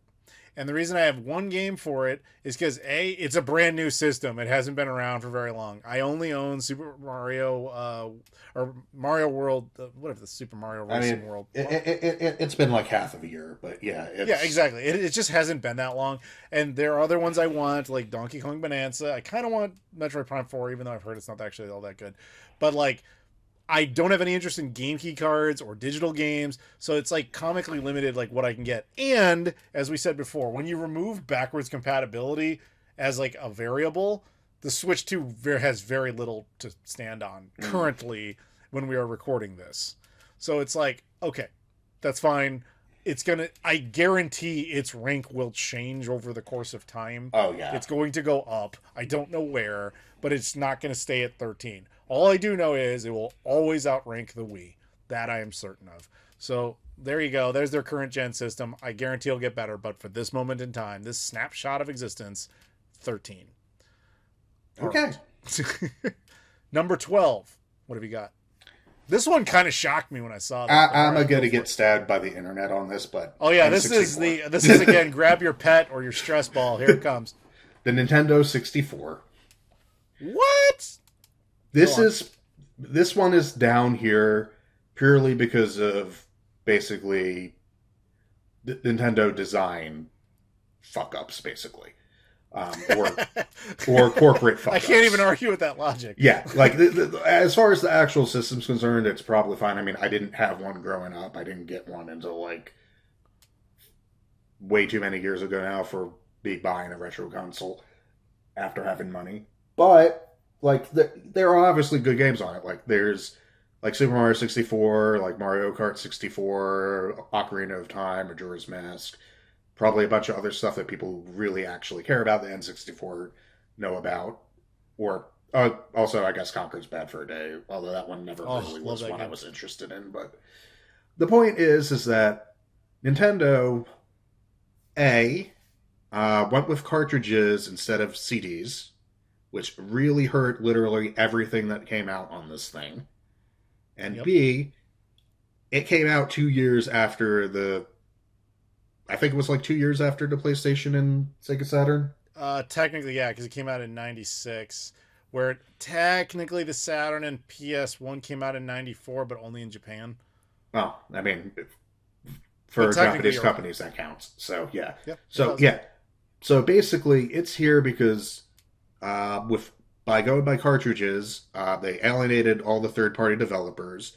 Nintendo couldn't even make the games that they really wanted to make. Like, what we got with Super Mario 64 and Ocarina of Time, beloved classics as they are, that's the cut-down compromise version of what they wanted to do. Yeah, famously, because we talked about the 64 disc drive, there were versions of both of those games in development for the disc drive because they were like, oh, this is what we really wanted. This would really open it up and give us way more options. And sadly, they never released those. Can you imagine how awesome those versions would be? Oh, God, yeah. And them waiting 2 years and to, I guess, get the Dude, they waited until after the PS2 launched to drop the 64DD in Japan. Oh, God, yeah. Did you know I was just talking about PS2 N64 launched before the N64DD was released. That's ridiculous. Yeah, but like as far as the N64 itself goes, the fact that Nintendo, in their desperate attempt to get it down low enough where they could charge it at like a reasonable price and still make money off of it, gave Sony all that they needed to get the market lead that they needed. Like, if the N64 came out earlier and used a disc-based solution, regardless of what it was, they might have actually been able to give Sony an actual fight. But I agree with you. I've maintained for the longest time that while the PS1 is a legendary system, as we discussed, it largely got in because its primary competitors, both Nintendo and Sega, screwed up so badly in that window of time. It created such a giant gaping hole that Sony just walked right through by just not messing up. You know, like that's really all they had to do was just not mess up, and they walked right in. I've maintained forever the fifth generation, in hindsight, was very much a wide open Wild West. Yeah, anyone could have won that, and Sony just did it the best so that they won it.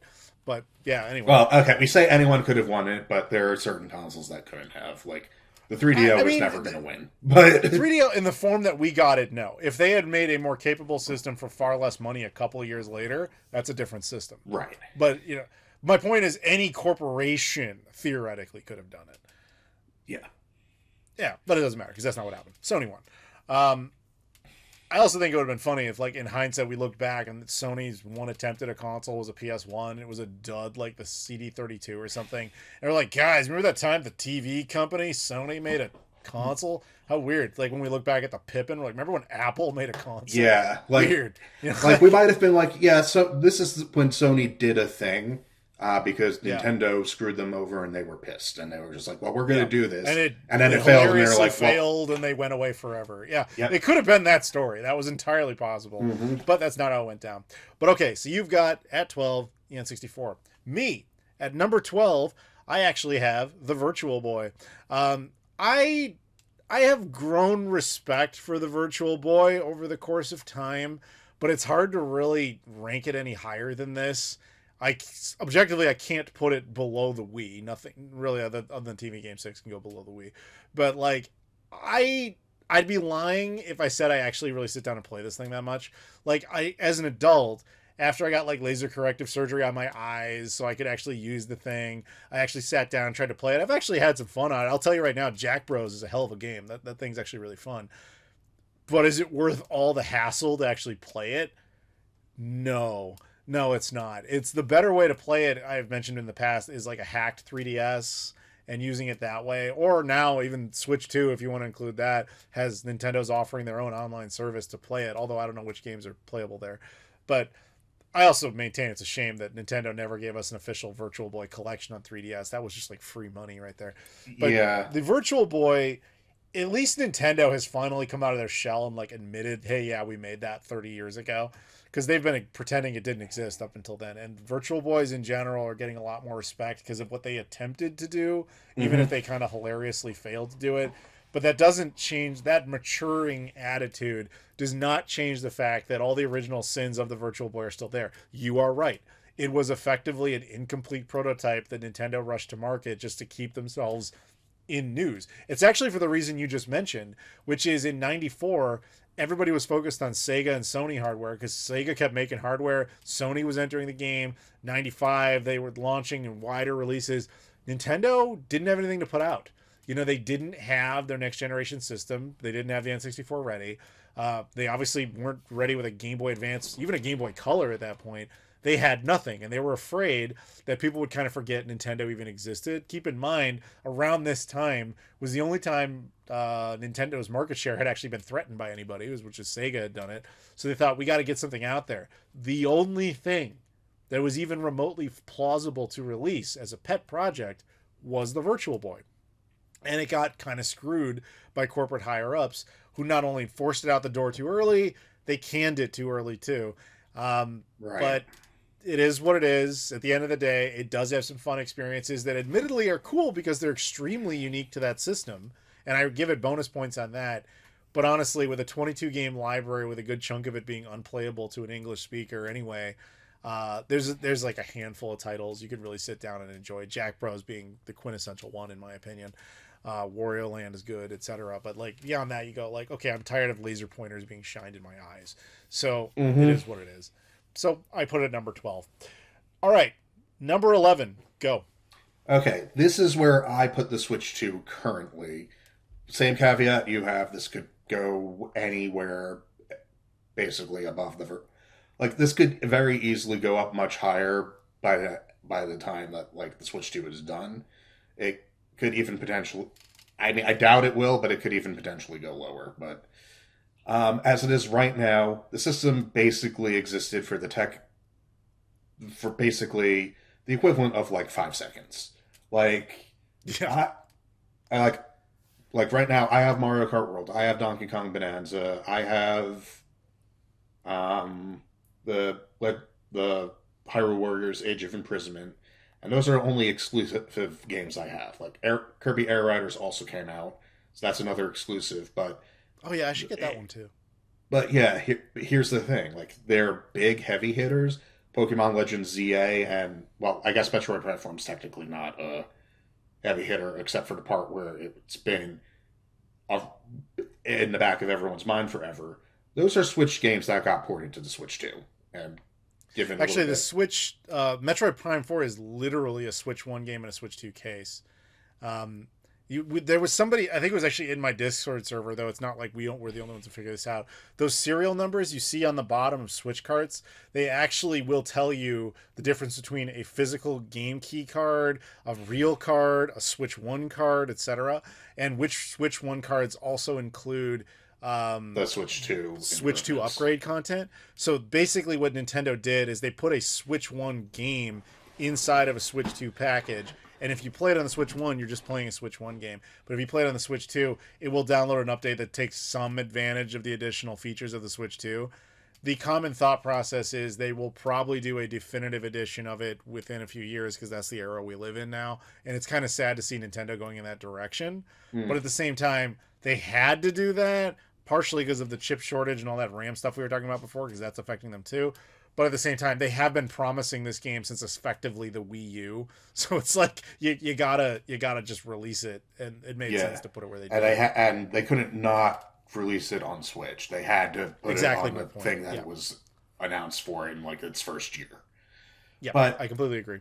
So the biggest heavy hitter is Pokemon Legends ZA, and that is a Switch game with like a Switch 2 patch / update thing for the Switch 2 edition. Kind of the same deal as Metroid Prime 4. I don't know specifically the technical details if like the Switch 2 stuff is on the cart or not. But so right now, like the Switch 2 doesn't really truly have its killer exclusive Switch 2 app yet. Or even for its initial one. It'll get it, yes, but as of right now, I can't really rank it any higher than this. And the only reason it's higher than the N64 is just because of what the N64 like did for Nintendo as a whole, as far as like their standing and everything. Like if I was just judging this like based on how I enjoy the consoles, it potentially would have been where you put it, like below the Game Boy Color, like on number 13 or 12 or whatever you put it. So, all right. So that's your number 11. Speaking of which, Game Boy Color, that's my number 11.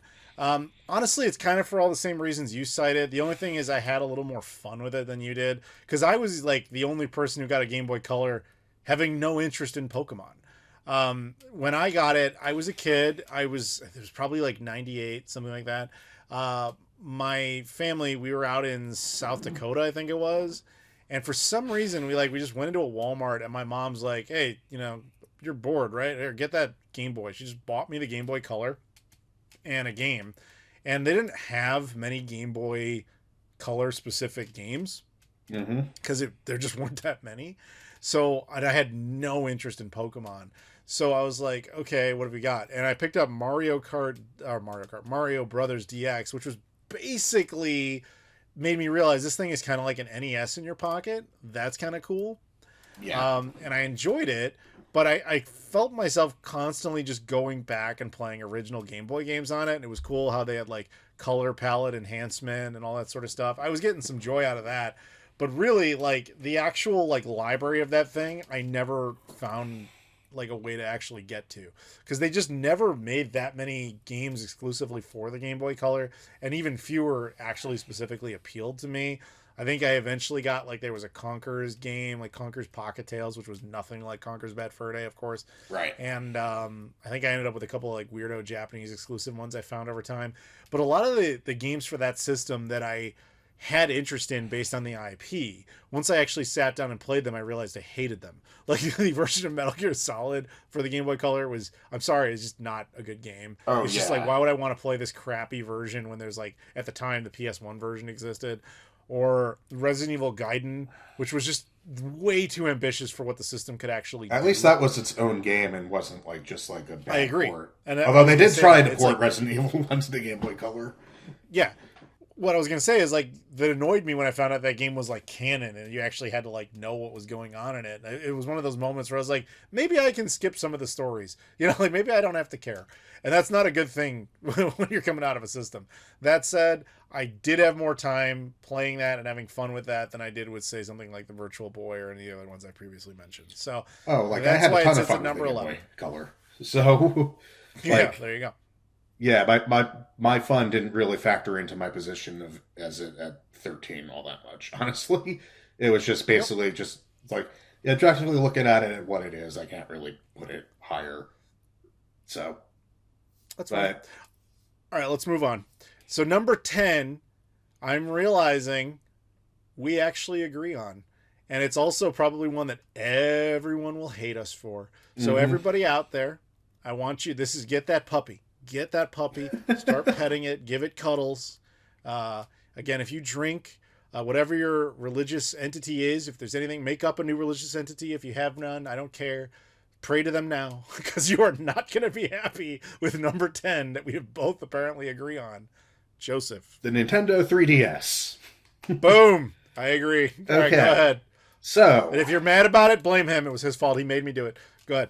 I did? Okay, sure. Yeah, you did. Anyway, so Nintendo 3DS, Nintendo's successor to the DS, and the last truly dedicated portable system that they ever put out. Though, when they first made it, that probably was not the intention. And honestly, it's a really good system. I like it a lot. It just turns out that everything else on this list either I like better, or it was significant enough to be a thing that I needed to rank it higher than this. Like, people forget, like, the 3DS, like, it was a good system. When it initially launched, they had a bunch of issues. Well, they had one major issue, and that was that they priced it way too high initially. And no one bought it, so they did a big, massive price cut, and then had to give, free, eShop games to people who actually bought it at $250. I remember that. That was a big deal. I didn't have the founders. I didn't buy it at $250. Like, when I did eventually buy it, my mom, I was an adult at this point, but she'd still be like, "You're spending all this money on video game stuff. Why?" type deal. Nowadays, she's just like, "Whatever. You make enough money. You can buy whatever you want." Also, I don't live with her anymore. But then she's like, "I can't believe you spent $250 on this." Like, how did you get it? You bought this with like a couple of gift cards you got from work at like $100. How? It's like $250. Like, no, they dropped the price. I would not have bought this at $250. But it was still a good system. Like, the 3D without having to like do any of the 3D glasses was pretty neat. Like, the first couple of games I got on it was like the Super Mario 3D Land, which really made use of the 3D, and Resident Evil Revelations, which had it, but it was not really necessary. It was definitely a fun game. I played, like, once I got the 3DS, I basically played all my DS games on it, but obviously backwards compatibility can't count for this. Like, and it had a bunch of great games on it, like a bunch of 6th gen game ports as well. But like, everything else that's on this list, either, like I said, I liked it better. It was just like had more fun with it, or was more significant than what the 3DS actually ended up being. Even though the 3DS actually is probably what definitely helped Nintendo weather the Wii U years while they were making the Switch. 100%. Without the 3DS, Nintendo is not doing what they're doing now during that era. That was everything for them. I'm in agreement with your logic. I mean, that's no wonder we ranked it exactly the same place. Mm-hmm. But the only thing I'll really like, everything, it's a good system, but everything above it I just rank better is basically the way to put it. But I will say, just to contribute to that, one of the issues I always had with the 3DS was, aside from the fact that I've never been, at least as an adult, I was never that into portables, is I hated the 3D boom of like the post-Avatar 2009 era, and how we were just seeing 3D this, 3D that. I was like, God, this is annoying, because I never liked 3D like as a general concept, unless you were the Muppets 3D at Disney World, which only got shut down like this year, sadly. Unless you were that, I did not care about your 3D show. Like it annoyed me more than anything. So yes, I'm obviously aware you can turn off the 3D functionality on the system. I thought it was neat that it actually worked without the glasses, like he says, but like it just didn't do anything for me. I found it more irritating than anything else. And so then I'm just settling there with a 2DS effectively, because that is a literal thing they made. And I'm just like, I just don't want to play a game this way. Now, personally, I never really enjoyed the actual concept of two screens. I think it's neat, but like, I never really got a whole lot out of that. I mostly found it like the games that used it creatively, it was like, it was like, oh, they'd have a map or something like down there. That was kind of nice. But when some games would just be like, we're just going to spread the image across two screens, it's like, cool. So now there's just like an obstruction in the middle of it. And it's just like, I don't know. Like, I just never really got behind that. But mostly it would boil down to, I just would rather play this on my TV. I was super appreciative of them for giving us the Luigi's Mansion sequel, but even more grateful to the Switch for years later porting it to itself, like, so I don't really have much I have to get out of the 3DS. Respect it, don't care that much about it. Yeah, like there are definitely some great 3DS games that I might eventually go back to. That's, not a Pokemon, but yeah. I mean, as granted as it is right now, there's just so many games and so much other stuff to play. It's just like going digging out the system and charging it and work, especially now, is just a bit more trouble than it's worth right now, because I don't really feel the need to go back to it right now. But that proprietary charger shit didn't help him either. But that's a different thing. I mean, okay, let's move on. Always been a Nintendo thing. Yeah. We got to start flying here. Oh God, okay. yeah. Yeah. All right. Next up, number 9, which is Joseph. You got to apologize to people for this one. I don't know how you did this. Like everyone, I remember that the commentary expressed by Joseph Tamburino is his own opinion. It does not reflect that of Figure It Out production. Like, yep. Wow. Okay. Number 9. Go ahead. The GameCube. What the fuck? I mean, yeah. I mean, as far as a system goes, I love it. I played it a lot. It was the first time ever that I actually got a second console in the same generation, like specifically, and so the Nintendo GameCube is Nintendo's 6th gen console. It's a good console, and again, but at the same time, it's kind of continuing the N64 thing where Nintendo was making some mistakes that kind of shot them in the foot. Like, they did go to disc, but they were still Nintendo proprietary discs that were like half the capacity of like a DVD. Not even half, like a fourth. Yeah, so they shot themselves in the foot there and didn't help them with like third-party developers all that much. And as much as I was glad that they tried to make the push to like get some more like adult aimed games like Resident Evil, Resident Evil 4 was supposed to stay a GameCube exclusive. Resident Evil Remake was a GameCube exclusive, as was RE0. Eternal Darkness was also a thing on there. But it didn't work. It didn't really work all that well for them, and probably made it...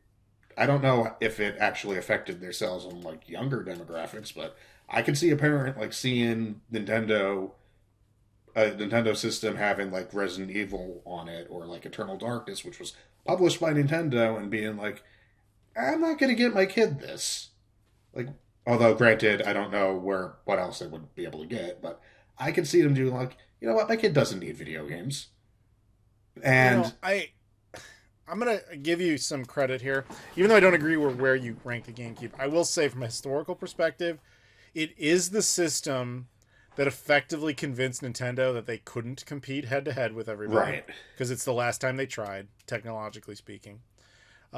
It is true that it started cutting off the mature base, and they maybe tried to overcompensate from that, from bringing it to like a child-friendly system that's purple and has a handle and all that silliness, to like, yeah, we got Resident Evil and all this stuff.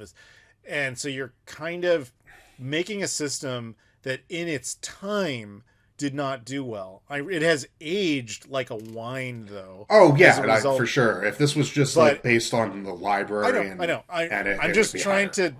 I'm trying to balance the statement out for you, just so that people understand where he's coming from, because he is right about we love the GameCube now, but he is right that at the time it did cause a lot of damage. Again, even it is the reason the Wii happened is because of the GameCube. As great as the system itself is, it caused massive changes over there. Anyway, go on. Sorry. But yeah, like, and again, like, I love the GameCube. If this was just purely based off of like game concept or like what I think about the system as a system without any like historical context, well, A, it would be higher, and B, this entire list would be a lot different for the most part. I mean, like, again, my list very heavily factors in historical context and like what the console did for Nintendo. Sure. And that's completely reasonable. Yeah, which spoiler alert, 2 entries from now is going to be very, very relevant. But as it is, like right now, the GameCube is great, but like for it just convinced Nintendo that they can't compete head to head with the other companies, and B, it was another like disappointment / failure after the N64. Which put Nintendo in his defense on this one.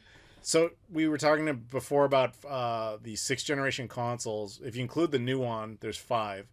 And the GameCube came in 3rd. It only defeated the Dreamcast, which had it of itself bowed out basically before the GameCube even existed.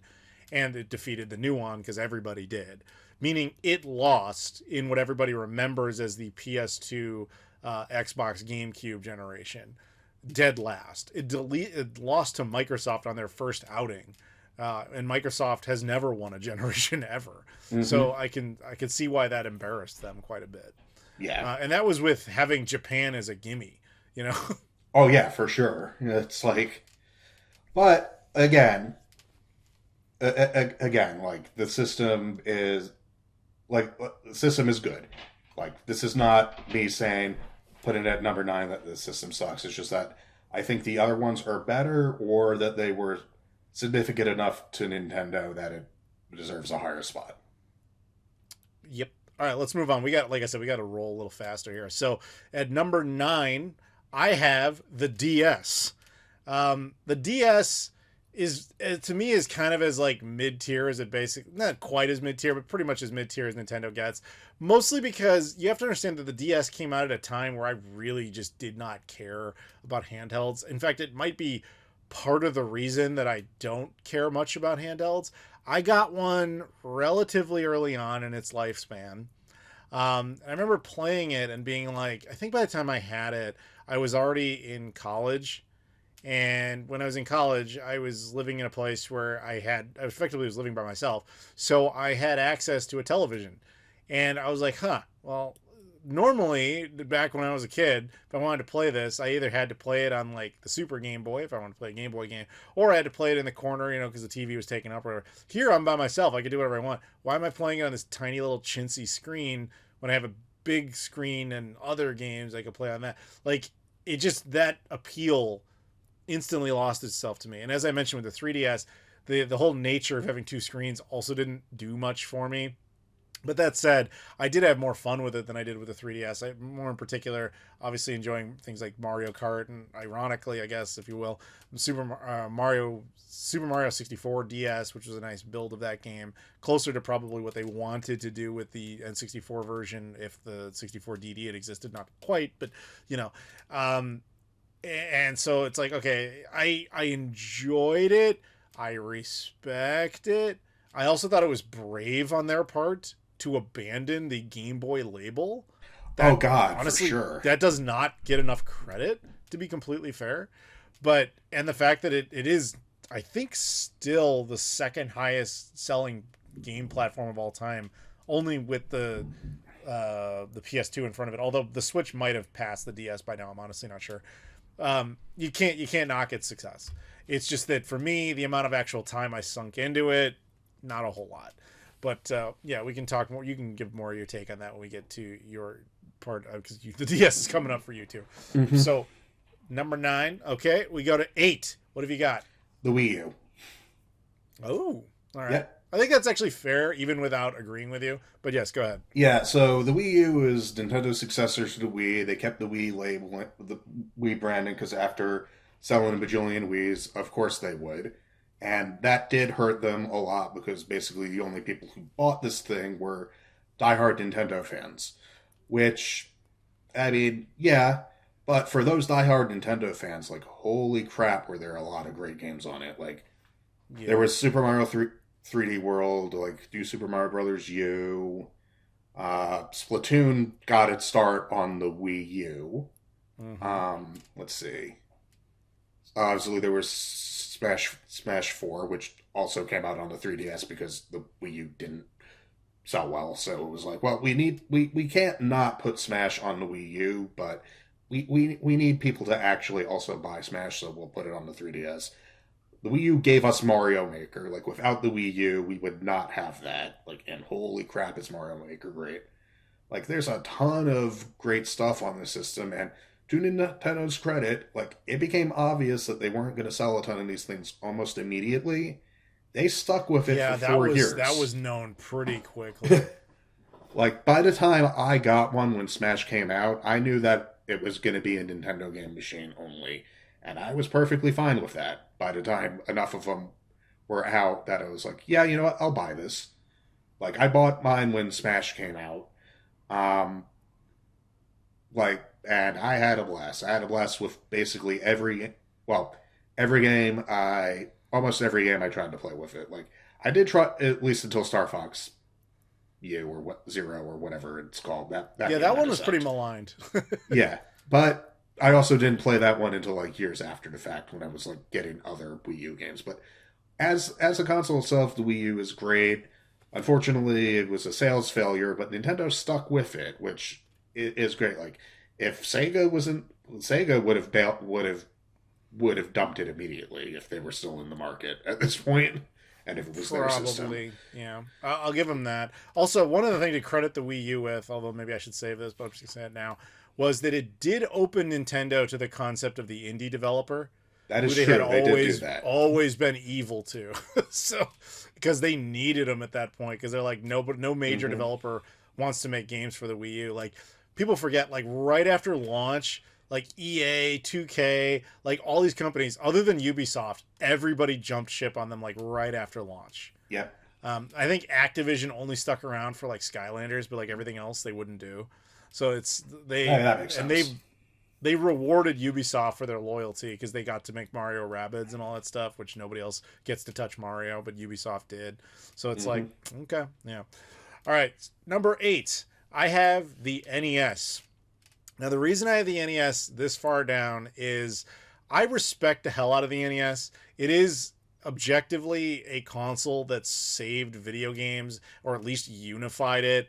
Well, I know we talk about the video game crash and all that sort of stuff, but like, without Nintendo's involvement there, we would not have a modern, streamlined version of game consoles that we have. We might have had the globe just having completely different, regional variants of everything, where it's like, oh, Nintendo only operates here and there, and then, Commodore operates here and there, and like, who the hell knows? Kind of like what the 90s kind of was trying to do, at least initially. You can argue there's some love loss in there, but I think it was overall good for the industry to kind of settle into who the successful guys were. But the NES itself, I very much put as a mid-tier console, in the sense that while I respect its historical achievement, I'd be lying if I said I ever really go back and like play it or have much temptation to. It is the first video game console I ever saw, which I've talked about in the past. But when I think about the actual game library, I am just the exact wrong age for it. My first game console was an Atari 2600, which was far older than me, but I enjoyed it because I looked at it even as a child as like, okay, this is an old people game console, so it's okay that it looks like this, while everybody else had a Sega Genesis or a Super Nintendo or whatever. That makes sense. And I grew up, that was my current gen stuff. And when I got like a Super Nintendo and a Sega Genesis, and that's what I was playing, that was like the current thing. So the only context in which I was playing an NES was usually at my cousin's house. And it was like, this isn't the old people one. This is just the old one. Why are we doing the old one? And then it's like, well, I can get past that. That's fine. I'm not what you would call a graphics whore. So I'm like, I will sit down and play it, only to realize, most of the games were just not that good because the NES had a massive swath of junk on it. Like I'd be playing the first Ninja Turtles game and die immediately and like crap my pants and be mad, and then it's like playing Back to the Future and I'm just running into glass, and it's like ugh. And it's like a lot of the better games on that system are the more obvious ones, your Zeldas, your Marios, whatever. I'm not going to commit to playing all of Zelda at Thanksgiving in my cousin's basement for a half hour. Like that's not how that's going to work. Right. And then when you take the more obvious things like a Mario or whatever, Mario 3 in particular, I think is the greatest game on that system. I love it, except I love the Super Nintendo remake far more. So it's like, okay, it doesn't even really have that going for it, in my opinion. So the most common game I ever do revisit on that system is the first Mario game, just to kind of see how far I can get before I kind of lose interest and die in the game. But that's, to be completely real, about it. I'm the exact wrong age to have any sort of nostalgia for the NES or to really have enjoyed it when I was younger in any real way, but I objectively consider it an important and significant system. Yep. It is kind of funny, like how we're weighing stuff differently here. Yeah, it's fine. That's what it is. That's why fair. Everybody gets to do it their own way. Yep. All right, let's move on to your number 7. Okay. What the hell is this doing here? The Wii. Now, there is one reason why this is actually here. Nintendo paid you. I knew it. No. The success of the Wii is why Nintendo is either not a Sega or why Nintendo still exists after the N64. So wait, you either die the hero or you live long enough to see yourself become the villain? Yes. That's your argument? Basically, like the Wii is here purely on the fact that without it, Nintendo's gone, as we know them. And also the fact that, unlike you, I did not hate pointer controls, even if I would never default to those as my first option for playing the game. But like this is here purely for historical. Nintendo is still alive because of it reasons. Okay, I mean then by that logic, TV Game 6 goes number 1. Well, no, because I'm just messing with you, dude. Now, as far as stuff that was actually on it, like Mario Galaxy was good. I had fun playing that, even with the pointer controls. Xenoblade Chronicles, the first one, like actually debuted on the system, didn't need the motion controls at all. You could plug in a classic controller and be fine with it. Like you said, you could play Mario Kart on the GameCube with a GameCube controller. There were plenty of games you could play with better control schemes that were on the Wii. I didn't hate the pointer controls, but the main reason why it's up here and not like in the bottom 5 is because without it, Nintendo, as we know them, doesn't exist. That said, that can only do so much to get it on the list, and that's why it's not any higher. That's fair enough. Okay, so number 7 for me is a far superior console, the Game Boy Advance. To me, the Game Boy Advance was a very special one because it was basically the spiritual successor to the Super Nintendo. It's basically a Super Nintendo Plus in your pocket. But more so than that, not just from a technical perspective, it was interesting in the games it provided, but this was the beginning of when Sega was willing to work with Nintendo directly.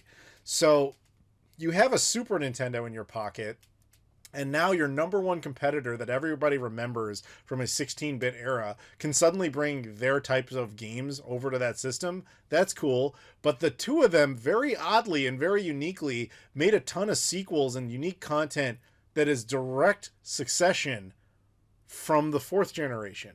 Like Sega put a Gunstar Heroes sequel on there. And they did a bunch of really weird, unique games that are like sort of Dreamcast variants of stuff. Like there's a Jet Grind Radio on there, Space Channel 5, that kind of thing.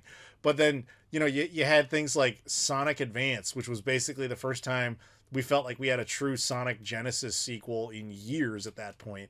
all coming out on this system, not to mention everything Nintendo did with it. In fact, I found Sega to be more interesting on there because Nintendo was just taking like literal SNES and NES games and just plussing them, whereas Sega was making actual sequels. It was kind of fascinating that they were doing that.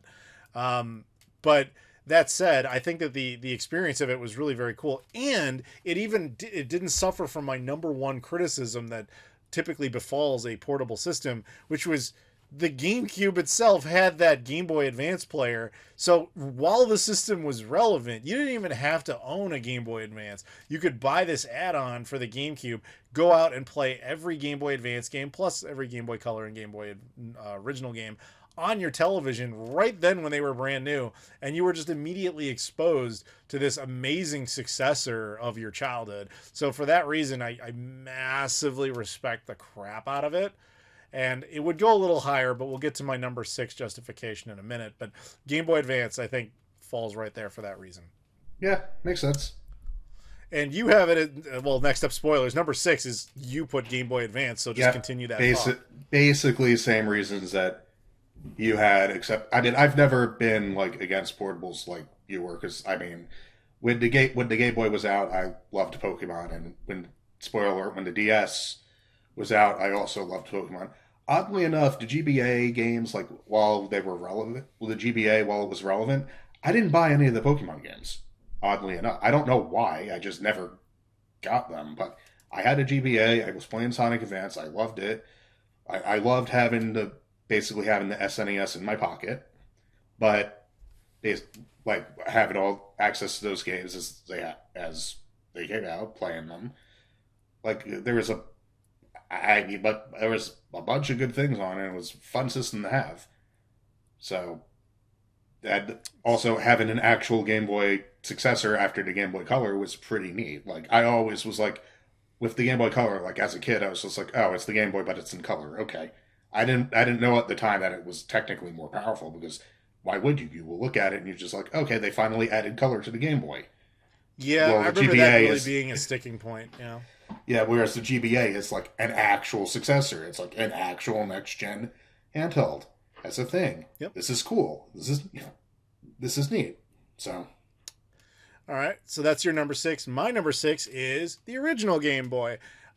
Really, I could put the Game Boy Advance above this. The only thing that really puts the Game Boy above it, at least for me, aside from the obvious historical precedent that without it there would be no portable line, and it was, whatever. We know that part of the story, and I'm sure you're going to talk about it when you get to it. But basically, I put it there solely because this was the one portable game system I ever truly sat down and just like fell in love with. Like the amount of games I actually played portably on this thing, the Kirby games, the Power Rangers games, I loved playing those. Like I just spent Mario 6 golden coins. I just loved actually doing the raw, pure gameplay experience of sitting down and playing those things. And it was the only time, like once the Super Game Boy came out for like the Super Nintendo and I realized I could play those games on a TV, I would, but I had no problem going back and playing them on the screen. Even though it was a black and white, monochrome, lightless screen, I could still endure it at that age because that's more of a factor. Now, I'll tell you right now, if I was going to go back and play those games, yeah, I'd play them on the Game Boy player or something like that. I would not actually play them on the original hardware. But all the same, because of the memories alone, it kind of eked out a victory over the Game Boy Advance for me at number 6.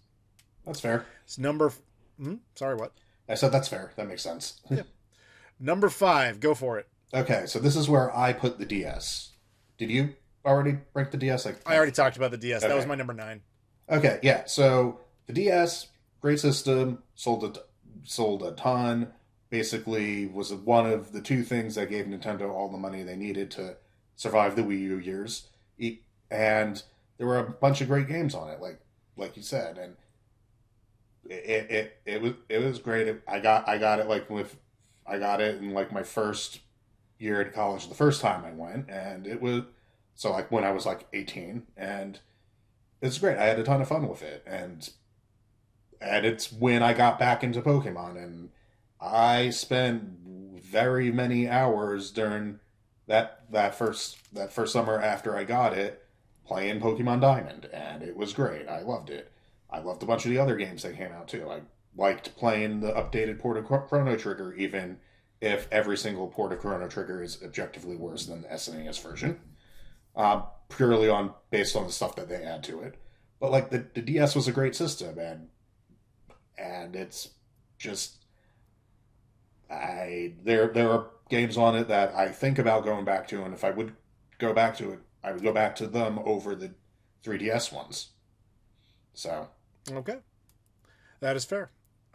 Okay, you cool. I'm gonna move on then to the number 4.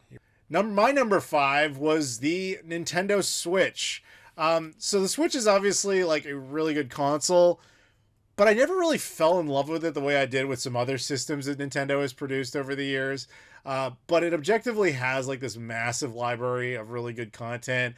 And also, I like a lot of Wii U content. It ended up with a lot of definitive editions of those games, so it's kind of nice to be able to go back and get those, even though I have very mixed feelings on definitive editions. But the thing that Nintendo really did right with this thing for guys like me is it by its nature, you can swap between portability and playing it on a television very, very easily. I mean, that was the whole point. So I really appreciated that. And, but I'd be lying if I said like I revisit the Switch all that much, because when it comes to like third-party development, while it has a ton of games on it, I typically preferred content like on the Xbox or PlayStation, because the versions were usually better, because the Switch's primary appeal for any sort of third-party game was the portability, which is lost on me. So my number one reason for ever playing games on it was typically just, hey, is this game exclusive to this system? Can I only play it here? And is that worthwhile? And usually that came up with yes, but only by Nintendo. But that said, those said experiences were very good. So that's my number 5. How about we're at number 4 now for you? Okay, so this is where I'm putting the SNES, the Super Nintendo, Nintendo's 4th generation console, and I'll be honest, this is probably here as opposed to one of the other 3 options above it, purely because I only got to play it at my grandmother's and uncle's place for like the longest time, like as a kid. Like if I had regular access to it as a child, like constantly like I did with the Genesis, it probably would have been at like my number 2 or number 3. Yeah, like, that's fair. Yeah, it's a great system. The games I have played on it, like I played like Super Metroid's great. I played, although that one I didn't get to play until I was an adult. A Link to the Past, also great. Also one that I think I didn't get to play until I was a teenager. Super Mario World launch game, awesome. Chrono Trigger, again, one of the best games ever made, and also has Final Fantasy IV and Final Fantasy VI. Has a bunch of stuff on it. It's a great system, but one thing that does hurt it in my ranking a little bit, beyond the whole like lack of nostalgia, because lack of tons of nostalgia because I didn't actually have regular access to one growing up, is it's the first time Nintendo like actually like revealed themselves to be someone that you could actually beat. Like the NES, like Nintendo was basically king as far as the US and Japan was concerned, but Sega very, very like almost actually beat the SNES, and for like at least the mid length of the Genesis lifespan, it was actually on top for a while until like Donkey Kong Country came out. So number 4, that's fair. Mm-hmm. We both have weird number 4s, because mine is probably the most controversial one that I would have this high. The dark horse of Nintendo consoles, the Wii U. Yes, the one that a lot of people don't like. I love that system, and I don't care what anybody says. To me, like the thing with that system is I went into it knowing, when I say quote unquote knowing I would hate it, because I hated the Wii, I loathed it, and I remember the day it came out in 2012. I went to Target with no pre-order, no intention of getting it, no real concern. I just happened to go into Target that day. And I just kind of like, oh, this is launch day of the system. It's like halfway through the day. They're going to close in a few hours, whatever. And I just remember asking a lady, like, do you happen to have any Wii U's? Because I didn't see any out. And they're like, oh, yeah, we got a bunch in the back. You want one? And I was like, Yeah, I guess. So I bought it mostly so I could do a video and just like be up to date on it because I didn't expect to find one so quickly. And in that moment after I bought it, I realized like, this thing must not be doing very well. If I could buy one day of, and I looked at the launch titles and most of them were just like, like sports titles or like definitive editions of 7th gen games. Like there was that Batman Arkham Asylum Hardened edition or whatever it was called. Yeah, that. Yeah, there was stuff like that, and I was like, okay, so I don't really care about that. Let me get the new Super Mario Brothers U. I'll get some of these exclusive ones, and we'll just see where this goes. But it's gonna suck. I know it's gonna suck. And I remember like I did my unboxing, whatever, and then I go and I actually like hooked it up and I started playing it, and I'm like, this stupid tablet, this sucks. Why would anybody want to play this? And let me charge it. And, like I'm already off to like a bad start, right? But I'm like, okay, let's turn it on. Let's play the game. This is actually kind of a fun game. This is cool. You don't. Cool. You don't actually have to use a Wiimote to launch the game. That's cool. All right. Well, oh man, this game's good. And then like, I'm having a good time.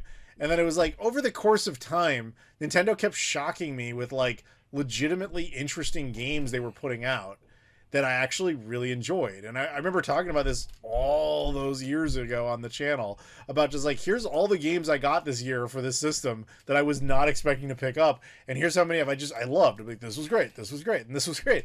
And it's just like, why are more people not buying this? And it's what we said before. It was because it had the Wii's name associated with it. The casuals who had been taught what the Wii was thought it was just some sort of tablet extension that cost more than the system. And then the hardcore gamer base was like, I don't trust Nintendo anymore. I don't want this thing. So it's like it was doomed, even though the thing itself was actually pretty cool.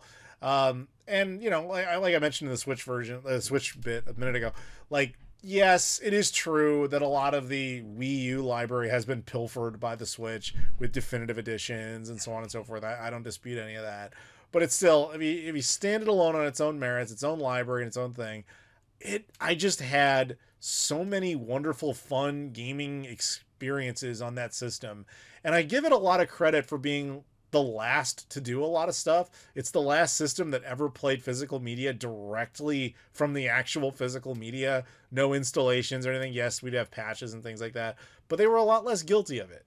It felt like in some ways like the last attempt at a standard game console, even if it had some odd choices that I never liked. But right, because the Switch is partially portable. Yeah, exactly. And like there's obvious flaws in it. Don't get me wrong. But like I really enjoyed it, and that's what puts it this high up on the list. Even though objectively I have to be completely fair, and it's just like you said before, this system almost killed Nintendo. Like they had to weather a very significant storm with it. Mm-hmm. Anyway, sorry, very rambly, but I put the Wii U there at number 4. Number 3, what do you got? I put the original Game Boy here because this is one of like the foundational systems that I had as a child, like alongside the Sega Genesis and the NES. It was a pretty good portable thing. Like I remember playing like a ton of Super Mario Land on it, played quite a bit of Tetris on it before I played a bunch of other games, Wario Land 3. But then Pokemon happened and I played a ton of that, and the fact of the matter is this was Nintendo's like first like portable system that's like an actual system. It lasted from 89 until 98 before like the Game Boy Color happened. And as I said, the Game Boy Color is basically just an upgraded version of this to tide developers over until the GBA could be a thing. That's insane. Like especially for back in the third or fourth gen game consoles. A 9-year lifespan, and that technically it went longer than that because Game Boy games kept coming out till like well past that. But for it not to be, it was kind of semi-replaced with the Game Boy Color.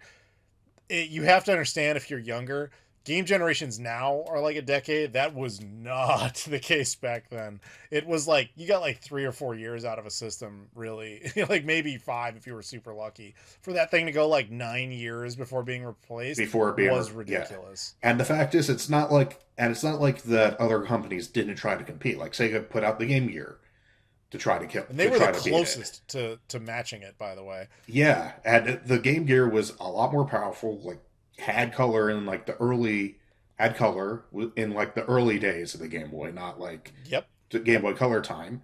It couldn't touch them. The Atari Color Lynx was and a thing. backlit. And backlit. And backlit. The Atari Lynx was a thing which I don't really know a ton about, but it Color was a and thing backlit. that Actually, the Lynx is a pretty cool system. It just didn't have good development support. that also did not make a dent in the Game Boy. When did the Neo Geo Pocket come out? Was that after Much Game Boy later. Color? That was around the time of like the Game Boy Color. Okay, so that doesn't count for this point.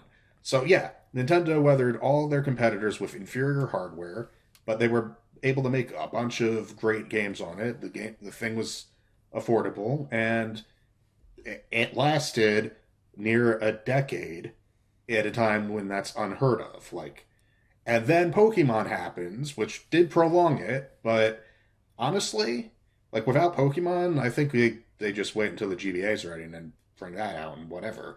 It's not like they didn't have any valid competitions. They could just keep the Game Boy. You know, that's an interesting point because Pokemon gave this thing such a shot in the arm when it was already a success and already aged.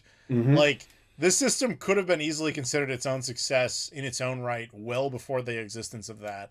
And then I remember, I'm actually old enough to remember, like, when the Game Boy was coming, not when it came out, because I was, like, 3 or whatever. Mm-hmm. But I remember having it at the early age. And I actually thought, because, like, I only had a handful of games for it, whatever.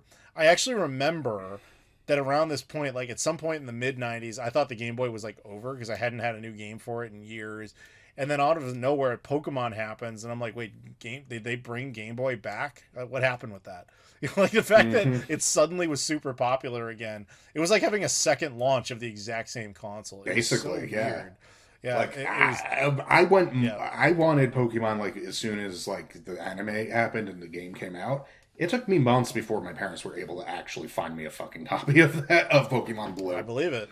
So it's like, but the fact that a game in the very tail end of it can basically promote things so much that Nintendo has to force out an intermediary successor, basically just to be able to make better Pokemon games for the few years before the Game Boy Advance is a thing. It is amazing as well, but like the fact that the thing lasted long enough for that to be a concern is also like unheard of, and just like you can't really. I mean, obviously you can because you put it lower, but it's like as far as I'm concerned, like for both being a great system, personal nostalgia, and from a historical standpoint, it kind of has to be here. Sure.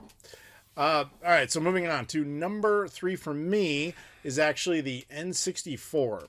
Now, after hearing your argument about the N64, I don't reevaluate where I place the N64, but I do look at it and go, you're right, that system did do a lot of damage. Also, the fact I didn't have an N64 as a kid probably didn't help. Yeah, so the thing with the 64 is, for people who have watched this channel for many years, if any of you ever seen my original Xbox recap video or retrospective, the 6th Gen one, I tell a story in that video that apparently has transcended across my channel. People know of this, where I had a friend who would play Shrek on the original Xbox, and everybody just calls him Shrek Guy in the comments. I was hanging out with Shrek Guy the other day, like literally like 2 days ago at the time we're recording this. And we were actually talking about the N64, and he's like, man, I remember the N64 being this huge hit. Everyone had it. Everyone loved it. And it had so many games. It was amazing. And he's like, I sit there and I go back and I look at it now as an adult, and I'm like, it actually sold really poorly. It loses to the Sega Saturn in Japan. It only has a couple hundred games like total, where like PS1 had like thousands. Saturn even had like almost like 1,500 games worldwide. And this thing had like 200 games. And like you sit there and everyone hates it now. He's like, what happened? And what I think happened is the N64 has lost a lot of respect over the course of time, probably for reasons you cited and the ones I just pointed out there about kind of the lack of a game library. The thing with the N64 is most of the game library is terrible. And it has like 10 games on it people really like, but those 10 games are all like on a Mount Rushmore of iconic games. Mm-hmm. It's just kind of like a weird combination that system exists in. Yeah. Where most of the content that people remember it for is extremely unique to that system, aside from like, emulation and or is whatever. good, but Yeah. Yeah, but you're right. It had terrible third-party support, and all those things are objectively true. And I feel like for the N64 to be appealing to you, you had to grow up with it at a very specific age. Like, I was the exact right age for that system, where it was like, 3D, the Super Mario 64 3D, like, introduction really wowed you. You cannot, I mean, people can go back and play that game for the first time. That's not a problem. But it doesn't have that same holy crap, the future is here type of vibe the way it did when it debuted back in 96. Right. And it only did that to a very specific age range. And then for it to follow up with just a handful of games that found a way to blow your mind. Star Fox 64, introducing the concept of Rumble. It was like, dude, what? It did it just enough times to have a very specific block of millennials be like, this console is amazing. I happen to fall into that crack, but I completely understand when people say they don't particularly like this system. One thing that's also funny about that one is how a lot of N64 games have been like source decompiled. So a lot of them are now like basically being re-encoded, not emulated, but essentially ported to PC, to other platforms. No, not just PC. Like even the Dreamcast now has a port, not an emulated build, a port of Mario Kart 64, Star Fox 64, and it's about to get Super Mario 64. And that's just 3 right there of that Rushmore of games. The Dreamcast homebrew scene is pretty nuts.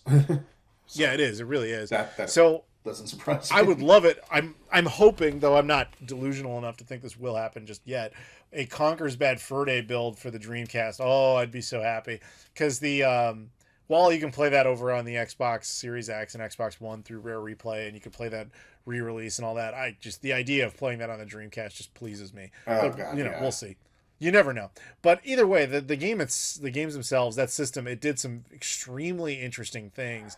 But it also had a bunch of just trash. And it's hard to ignore that. And the damage it did, also hard to ignore. But all the same, like I said, I fall in that millennial crack there. So, number 3 for me. All right, buddy. Number 2. We're in the home stretch here. Okay, so for my number 2, I put the NES here. So. All right, go for it. Justify it. Okay, so Nintendo's 3rd generation console. The one that is credited, rightly so, with basically saving video games as we know them. I know this is a side point, but you made me realize because the TV Game 6, they had a 1st-gen console, NES 3rd-gen, they never had a 2nd-gen system. Yeah, weird. Just a little side note. Anyway, go on, I'm sorry. Okay, so this is the system that brought us Super Mario Brothers, Duck Hunt, Gyromite with Rob the Robot, which is basically just the thing that they used to sneak this into toy stores. So people, after the video game crash, would not realize or would not think, oh, this is just this garbage video game crap again. We don't want this. And that, et cetera, saved video games. There's just... But, like, it's completely... I'm stumbling over my words here, but it's like... When you think about it, like, this is, the NES is what established Nintendo as, like, a household name and as the big, giant behemoth of a company that they are now. Like, if the NES had not done anywhere near as well, everything on this list would have been completely different. Like, everyone knew Mario immediately from the NES. Like as a kid, I remember watching the Mario show. The Mario Brothers Super Show, like as like a 3-year-old, or however. Yeah. I mean, granted, I by the time I was born, like the Genesis was already like immediately out. But this was the first game console I had as a child. This was my introduction to video games as well, so that also that nostalgia also tinges it a bit. Because without this thing, I mean, I'm sure I would have gotten into games eventually, but this is the system where. My mom and I would play video games together. We would take turns playing Mario, trying to save the princess, and everything. And this is what got me into video games. And Without that, I mean, while I'm pretty sure I would get into video games eventually, I'd probably be a completely different person right now. And without the NES, we also probably wouldn't. We may not even have console video games. Everything might just be PC games. Things could be different. Like, or who knows? Maybe video games could have died. Doubtful, but it's possible. So it's just like, this is definitely very historic. I definitely have nostalgia for it, even if a lot of the games that I played as a kid were objectively garbage. Like Karate Kid, I'm looking at you. But I love the system. It's an important system, and without it, like, everything is different. Okay, I think that's a completely fair assessment. My number 2, this was so difficult, but I think I put it at number 2 only because of reasons you actually cited. The GameCube. The GameCube, I love this thing. I think it aged like a fine wine. Like I said before, it has many wonderful gaming experiences all over it. Objectively, an incredibly good system now. The issue with it was more its history and the damage it did ultimately do to the brand that is Nintendo, which we like to ignore, but I won't. And that's the only reason it doesn't go to number 1 is that. But I think we have said a lot of great stuff about the GameCube, and again, I do love it. And it is a system I can very easily revisit. It's one of the few systems where I'm like actively like still like yeah I get excited when I find a new game for the system that I need or whatever. Like that doesn't happen as much anymore. So with the GameCube, it's nice to see that option. So yeah, I love me some GameCube. And I look forward to getting more GameCube. Also, this is a system that really just people mod like crazy now, which is really very cool. But that is true. Not really relevant. It's not really relevant to the system itself. Yeah, no, exactly. Like if modding was a thing we were no, that's a different story. If that's the case, the original Xbox is the greatest console ever. Well, but even just from a Nintendo standpoint, if we're taking modding into account or use of homebrew and stuff like that, you shove the Wii a couple of grades higher. Well, you have to shove the Wii U to like the top then. I'm actually not aware of much of the Wii U scene, but I could definitely believe basically anything the Wii can do, the Wii U can do, then the Wii U can do it more. Fair. That's basically how that works. Anyway, that's irrelevant. So number 1, the moment we've all been waiting for. Joseph, what is the greatest Nintendo game console of all time without exception? Wow. The Switch. As far as I'm concerned, but go on. It's the Switch. So, 1, the Switch being the Switch saved Nintendo again after the damage from the Wii U, which I guess is technically the damage of the Wii U, and so it gets the points that the Wii gets for keeping Nintendo as a first-party developer, actually making consoles and not putting their stuff on a PlayStation, but it is true that there's a ton of great games on it, and it also was a significant, also another significant pivot point in the game industry itself. Like people might not have realized it obviously, like in the beginning, we weren't thinking about. Like, just think about it for a second. You have a console that you hook up to your TV and you can play. You can then take it with you, play the same game on the go, or like when you're traveling. Then come back, put it there, same console. You don't have to do any weird, insane upload your save data to the cloud, download it back on there, / pull out your SD card and put it into another thing like you did with the PS TV and the PS Vita.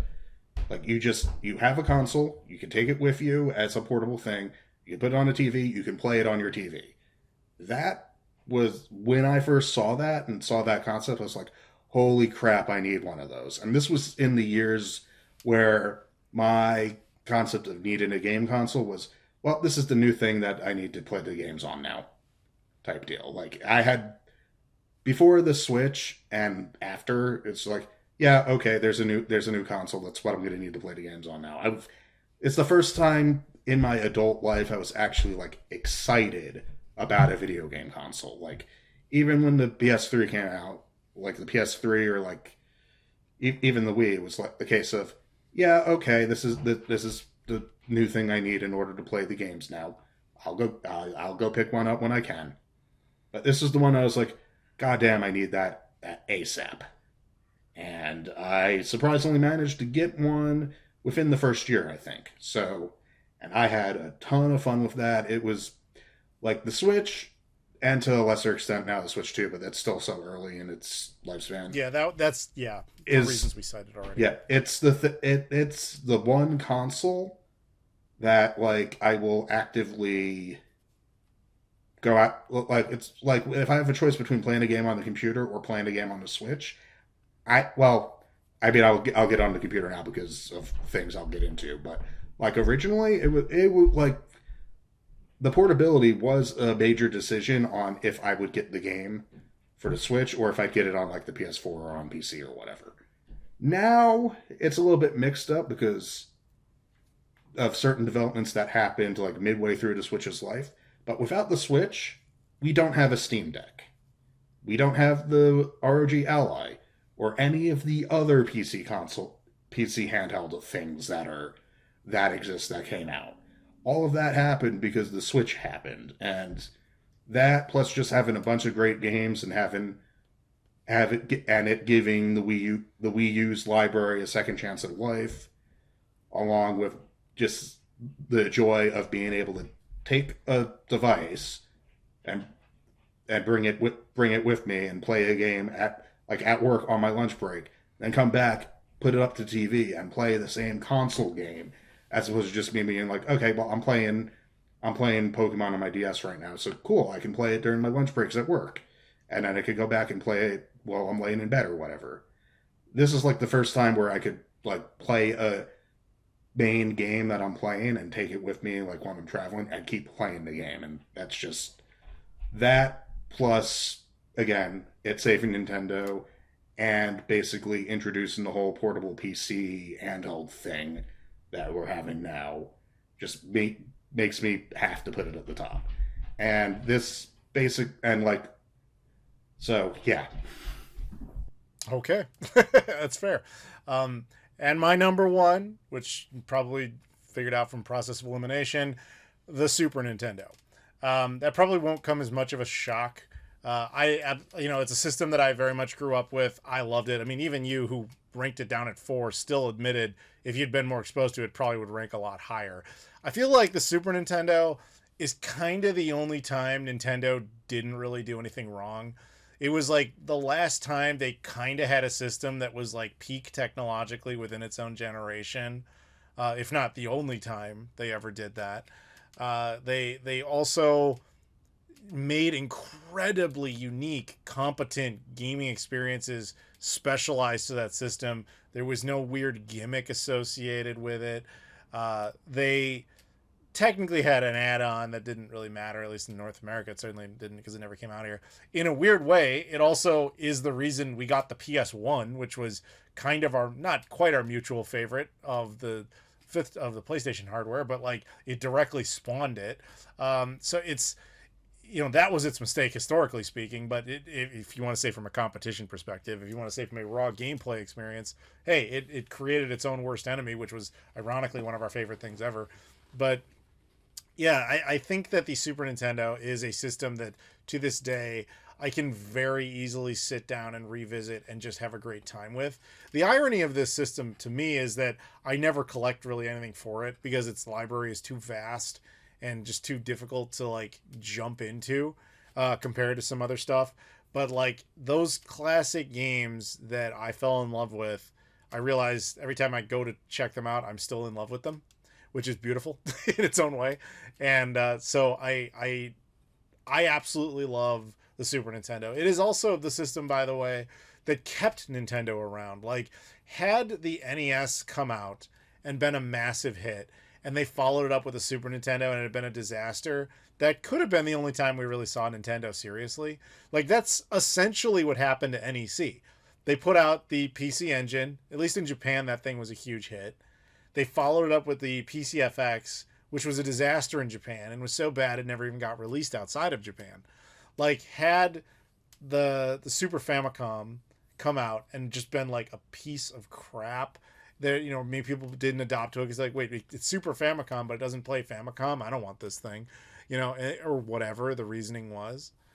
It could have been like a disaster and the whole thing could have ended right there. But that console success basically proved it was more of a pattern than a coincidence.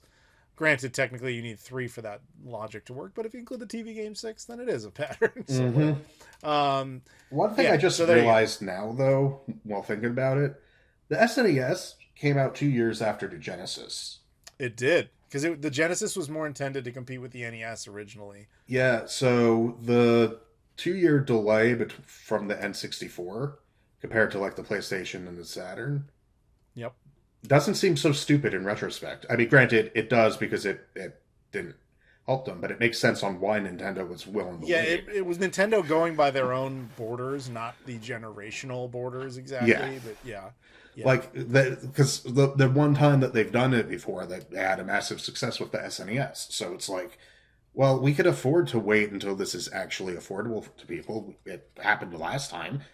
Like, yeah, sure, Sega did manage to get some market share with Sonic, but that was with Sonic, and we made it back. So who cares what Sony's going to do? We'll just beat them later. And then it just turned out that didn't happen. And they because had of other such reasons. a vengeance. Yeah, they had such a vengeance against Sony for obvious reasons that Nintendo PlayStation prototype and all. But that's a different story, which we've told many times. But anyway, so that concludes that list, and I think we should wrap it up here because this has been a very long episode. Yeah. Wow, so hopefully, because it's January, everybody's cold and inside and bored or whatever. Hopefully, you got a little additional information and entertainment out of this. Huge shout out there to both Abdullah, obviously, who sadly could not join us, and Sinjeet, who didn't really have a subject, but that was theirs. Obviously, thank you to Akira for kind of creating all the subjects really today, other than the one you had, Joseph. Right. So thank you for that as well. And Joseph, obviously, thank you for joining me. And additional shout outs to Jeb Malcolm, Sega Steve, Loke, Michael Kelly, and Trey Wagner as well, once again. So everybody out there, please do me a favor, like the video, comment down below, subscribe if you've never done that before. Check out all the social media stuff in the description: Twitter, Instagram, Facebook, Discord, Patreon, Spreadshirt, Travel Channel, etc. Flying and Eating. I've told a lot of people apparently don't subscribe to it because they hear me say I have a travel channel, but I never say the name of the channel, so they don't bother to check the description where it is. That's just go, just click on it. It's free. You don't have to do anything. That's really weird considering your name's in the other channel. I know, right? But the thing is, if you do want to involve any money, again, this is a Patreon-backed podcast. You can get early access to all my videos, including this. You can get early access to my main channel stuff, I should say. You can get shout outs, you can pick subjects, and you could even be on here. We actually have an opening now. There's a third slot available if anybody wants to do it. So yeah, appreciate that. Thank you very much. Happy New Year, everybody. And again, why don't you try this? Put your lists of each console in the description. I'm sure we'd all be very curious to see how everybody ranks it differently. And again, this was just for fun. This is not a definitive list. It's just our opinions based on our own reasons. Some of which we did freely admit we're very biased. So for sure. Yeah, no, for sure. It's just our opinion. Okay, because there's not like an equal metric that you can really rank everything. There's not. It's just vagaries. But anyway, so that'll do it. Thank you very much for watching. Joseph, again, thank you for joining me. Thanks for having me. Of course. And I'll see you guys all later.